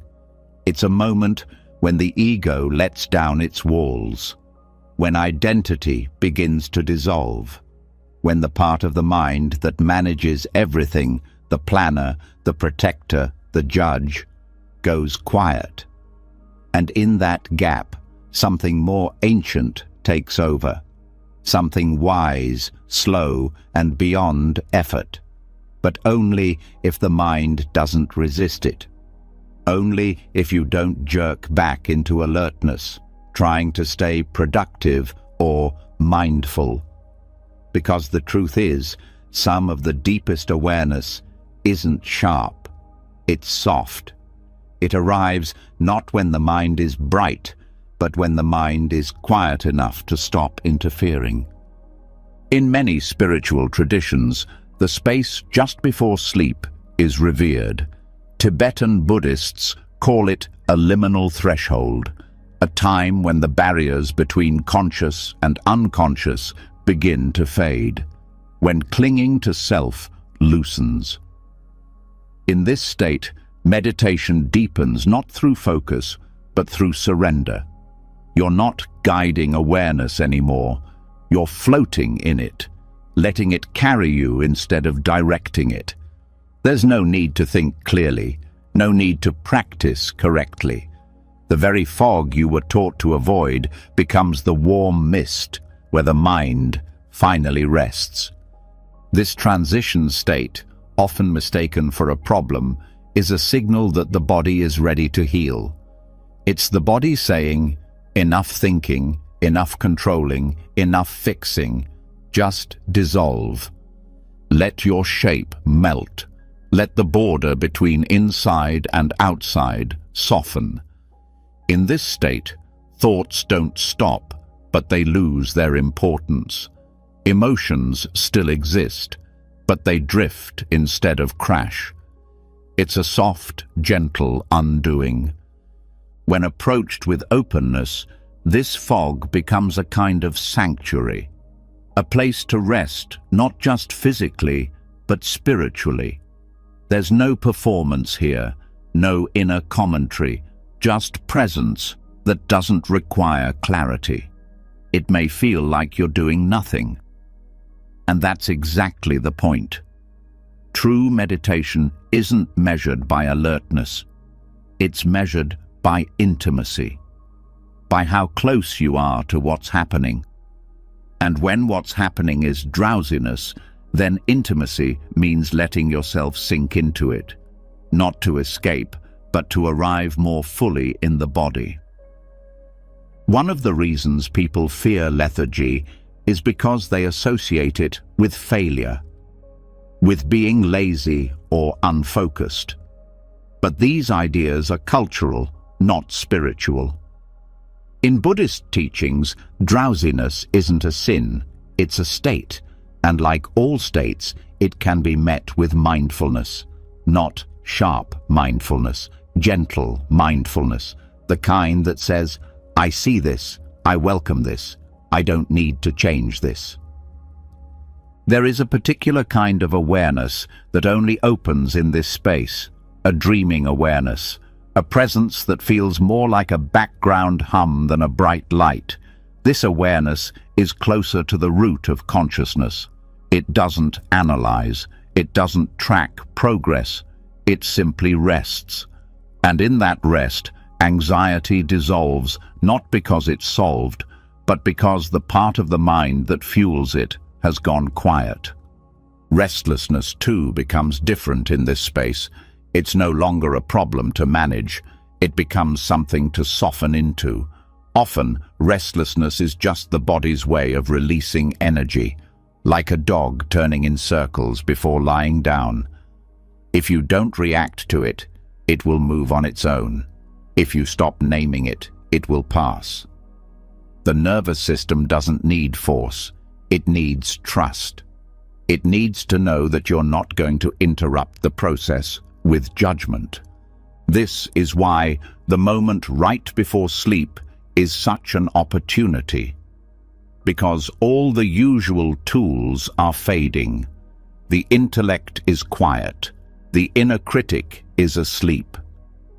What's left is something much more intimate. Raw awareness without the need to perform. You don't need to name it. You don't need to remember it. Just feel it as it happens. Let your body sink. Let the breath do what it wants. Let your thoughts drift without catching them. You're not trying to sleep. You're not trying to meditate. You're just allowing yourself to dissolve. This state is also deeply regenerative. The body repairs itself here, not just physically, but emotionally. It's the space where stress releases from muscle memory, where trauma unwinds without analysis, where the weight that's been carried all day starts to melt, not because of effort, but because effort has stopped. Even the foggy, half-dream thoughts have their own wisdom. They're not logical, but they're honest. They come from a deeper place. You might feel old emotions rise, old memories, but they pass like clouds. You don't need to chase them or interpret them. Just watch. Let the mist of the moment hold them. This is healing without talking, transformation without tension. Some meditators call this the great unbinding, the final loosening of grasping, not through force, but through surrender. You're not chasing stillness, you're becoming it. And the mind, finally free from the need to manage, floats, not upward, but inward, into the heart, into the belly, into the breath, into a place where time slows, space softens, and thought stops being the main voice. You can prepare for this gently. Lower the lights, turn off the noise, let your body settle without correcting it. If you feel restless, let it twitch. If you feel sleepy, let the eyes close. Don't aim for sleep. Don't aim for wakefulness. Just let awareness drift like a boat without a rudder. The mind will try to reassert control. Let it. Then let it go again, over and over, drifting deeper. And in that drift, something beautiful happens. You realize you were never the one steering. Peace was never far away. It was just buried under effort, under control, under the constant push to get somewhere. But in this fog, in this letting go, there's nowhere to get to. And in that nowhereness, everything opens. So let the next breath rise slowly, like mist from a field at dawn. Let it fall without pulling it. Let your body float. Let your thoughts dissolve. Let your identity blur. There is no one to be. There is nothing to do. This moment is the teacher now, and its only lesson is this: you were always free. After drifting through the sleepy threshold where the body stops trying and the mind unhooks from control, something becomes clearer than ever before. Beneath every moment of striving, beneath every ripple of worry, beneath even the gentlest meditative effort, there has always been a quiet voice, whispering, pressuring, insisting that something must be done now, that time is running out, that peace must be achieved before something breaks. That voice, subtle or loud, is urgency, and it is the biggest lie anxiety ever told. Urgency feels convincing. It speaks with certainty. It says, if you don't solve this right now, something terrible will happen. It hijacks your breath. It narrows your focus. It makes the moment feel too small to hold what you're feeling, and so the body tightens. The heartbeat speeds. Thoughts race. But here's the secret Buddhism reveals again and again. Most urgency isn't real. It's not a reflection of the world. It's a reaction of the mind, a reflex built through years of conditioning, trauma, performance, and fear. The nervous system doesn't know how to tell the difference between a true emergency and a story the mind made up. And anxiety exploits that. It creates fictional deadlines, emotional alarms, imaginary disasters, all to keep the attention hooked, spinning, reacting. And this spinning creates more noise, more exhaustion, more inner chaos. Urgency feeds itself by convincing you that you must solve what isn't even real yet. Urgency isn't just a thought pattern. It's a physical posture. It lives in the jaw, the fists, the muscles around the eyes. It shortens the breath. It narrows the chest. It pushes everything inward and forward at the same time. And that movement tricks the body into thinking it's in danger. But it isn't. There's no fire, no attack, no real deadline, just a mind reacting to its own fear. This is where freedom begins. Not by fighting urgency, but by seeing it clearly, naming it.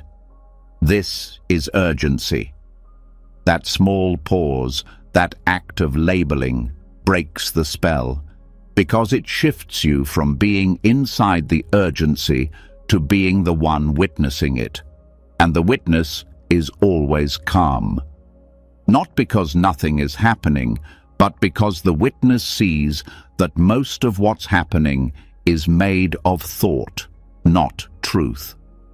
Many people believe they can't rest until everything is finished, until every email is sent, every conflict resolved, every answer known. But that finish line keeps moving. It's a trick. The moment one thing is done, another takes its place. And so peace stays out of reach, not because of life's demands, but because of the mind's refusal to stop running. Buddhist practice trains the mind to recognize this loop, to notice how urgency arises from craving, for resolution, for control, for safety, and how that craving creates suffering long before anything real has gone wrong.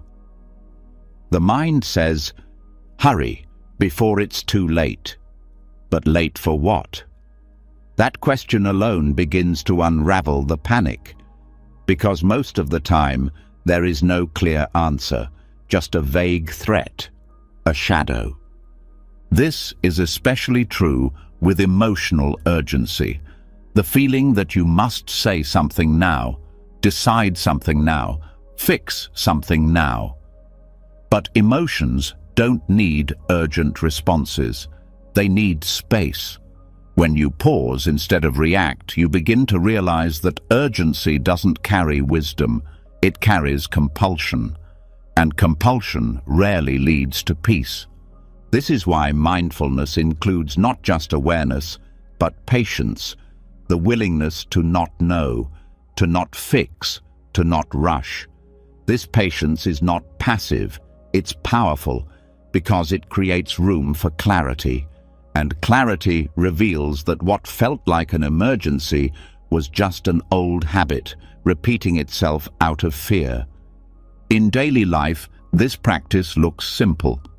When you feel the urge to act, speak, decide, pause, breathe, ask, is this truly urgent or just familiar? Notice how the body softens when you question urgency. Notice how the mind widens.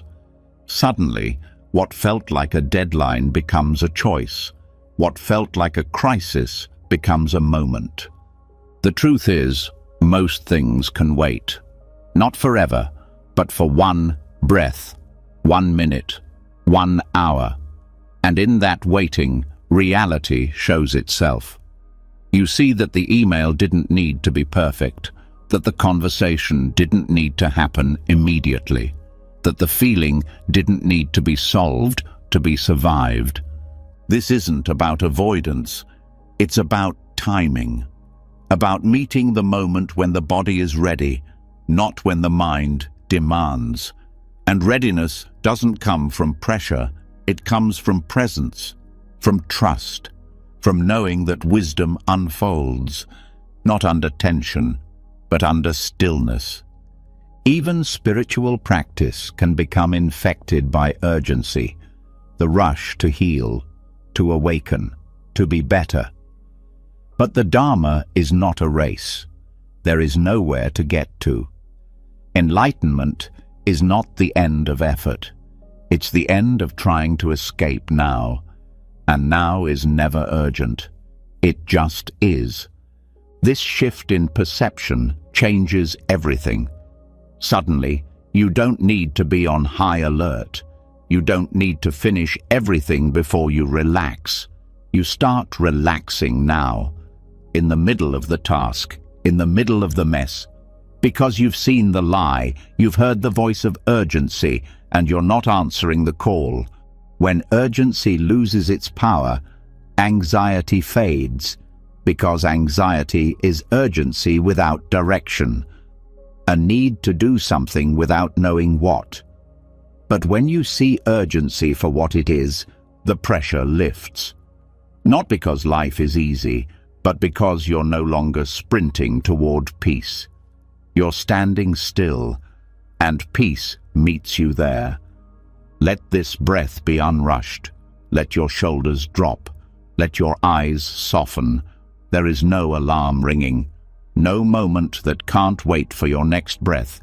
Even if something needs your attention, it can have it without your panic. Presence is enough. Calm is still effective. Stillness still moves mountains. Once the voice of urgency is exposed for what it is, just noise dressed in panic, just habit pretending to be truth, the silence underneath it finally comes forward. And in that silence, something even more profound begins to appear. The realization that all thoughts, especially anxious ones, don't stay. They don't last. They don't hold. No matter how convincing they feel, no matter how tightly they grip the body, they are already dissolving the moment they arise. They have no substance, no roots, just movement. And what Buddhism teaches through direct experience is this: watching the fade of a thought is more powerful than fighting it, because in that fading, freedom lives. Most people only notice a thought when it's strong, when it crashes in with force, when it interrupts sleep, hijacks the breath, or sets off spirals of fear. But the real teaching begins not in the arrival of thought, but in its departure, because every thought leaves, every worry loses momentum. Even if it loops back again later, the version that existed in that moment is gone. It lived, it moved, it passed. And once this truth is seen, not as an idea, but as a felt truth, the fear that thoughts are permanent begins to vanish. The mind likes to hold on to thoughts as if they're solid. It gives them weight, importance, urgency, especially the scary ones. But thoughts are not rocks, they're smoke. They rise, they swirl, and they vanish into air.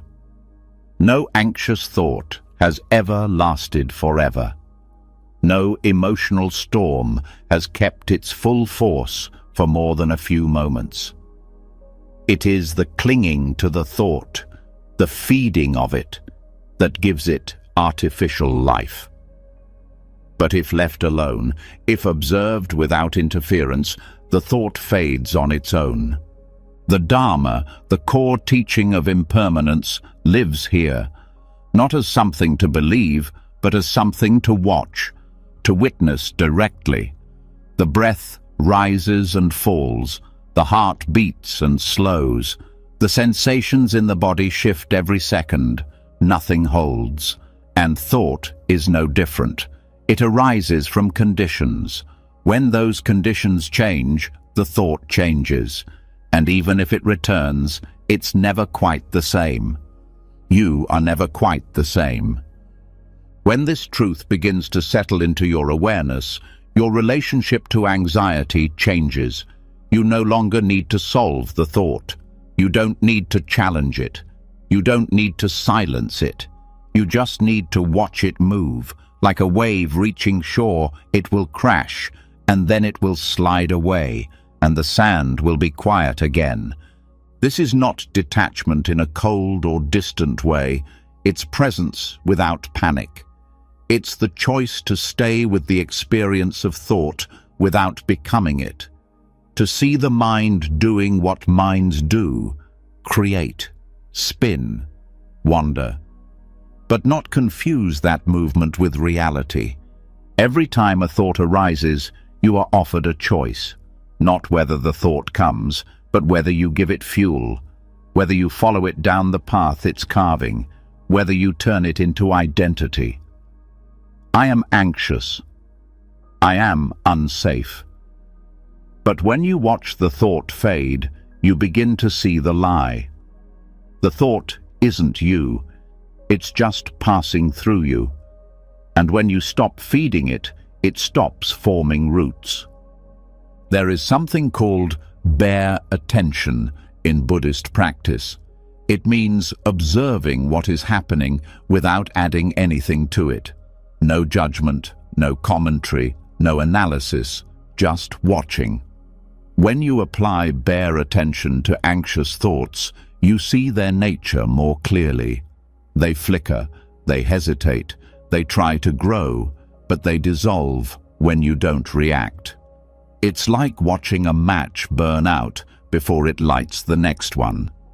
This dissolving process can be felt in the body too. The tension that rises with a scary thought doesn't stay. The tight chest, the flutter in the stomach, they pulse, then soften. If you don't resist, if you don't label them as wrong, when you allow the body to experience the energy without the mind amplifying it, the body processes it naturally, and then it fades. One of the great illusions of anxiety is that the thought must be answered, that until it's resolved, it will stay. But it won't.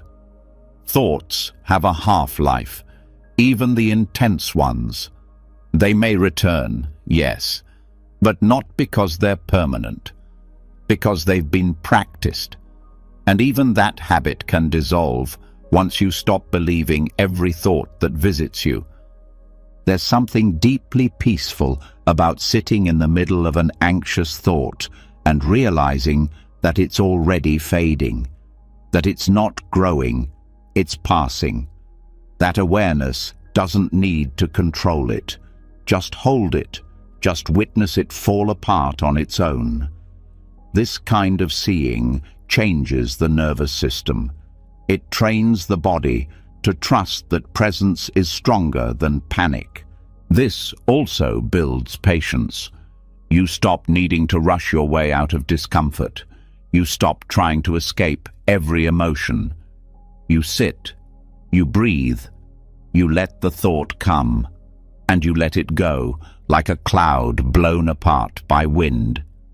You stop being the storm, and you become the sky it moves through. Over time, something else shifts. You stop fearing the next thought, even if it's intense, even if it's dark, because you've seen the ending, you've seen the fade, and that knowledge makes the next spiral less powerful. You meet it with calm, not because you're perfect, but because you've practiced dissolving. This is also where compassion grows, for yourself and for others, because you see how hard it is to live inside a mind that builds so many stories. You see how exhausting it is to believe every fear, and you start to soften. You start to say to your own mind, I know you're scared, but I'm not leaving, and I know you'll settle soon. Even sleep becomes easier when you hold this truth. Because the mind doesn't need to be empty to rest. It just needs to not be afraid of its own thoughts. The moment you stop chasing silence and start watching thoughts dissolve, the pressure to fix the mind disappears, and with that, rest comes naturally. So let the next thought come. Let it pass. Watch its shape. Feel its echo. But don't follow it. Don't hold it. Just sit. Just breathe. Just be the one who sees. That seeing is the end of the story. Not because the thought won't return, but because you're no longer giving it the stage. The Dharma of dissolving is not a philosophy. It's an experience. A truth revealed not in books, but in breath, in the space between moments, in the softness that grows when you no longer fight what's fading. You just watch, and that watching becomes peace. And now, as all thoughts begin to settle, as the nervous system learns to trust impermanence, we reach the final understanding, the realization that not only are anxious thoughts fading, but that even your attachment to thoughts is dissolving, that the core identity built around struggle is no longer needed.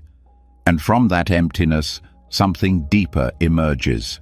Not silence, but clarity. Not numbness, but freedom.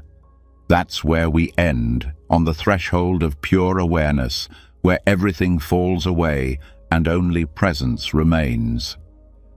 You've just journeyed through the quiet unraveling of anxiety, not by fighting it, not by fixing it, but by understanding it, layer by layer. You've seen how certainty isn't safety, how identity isn't fixed, how the observer can rest, how craving builds the panic, and how the body holds what words cannot express. You've released tension stored in breath, met the second arrow of fear with compassion, left clock time behind, and touched the breath before thought ever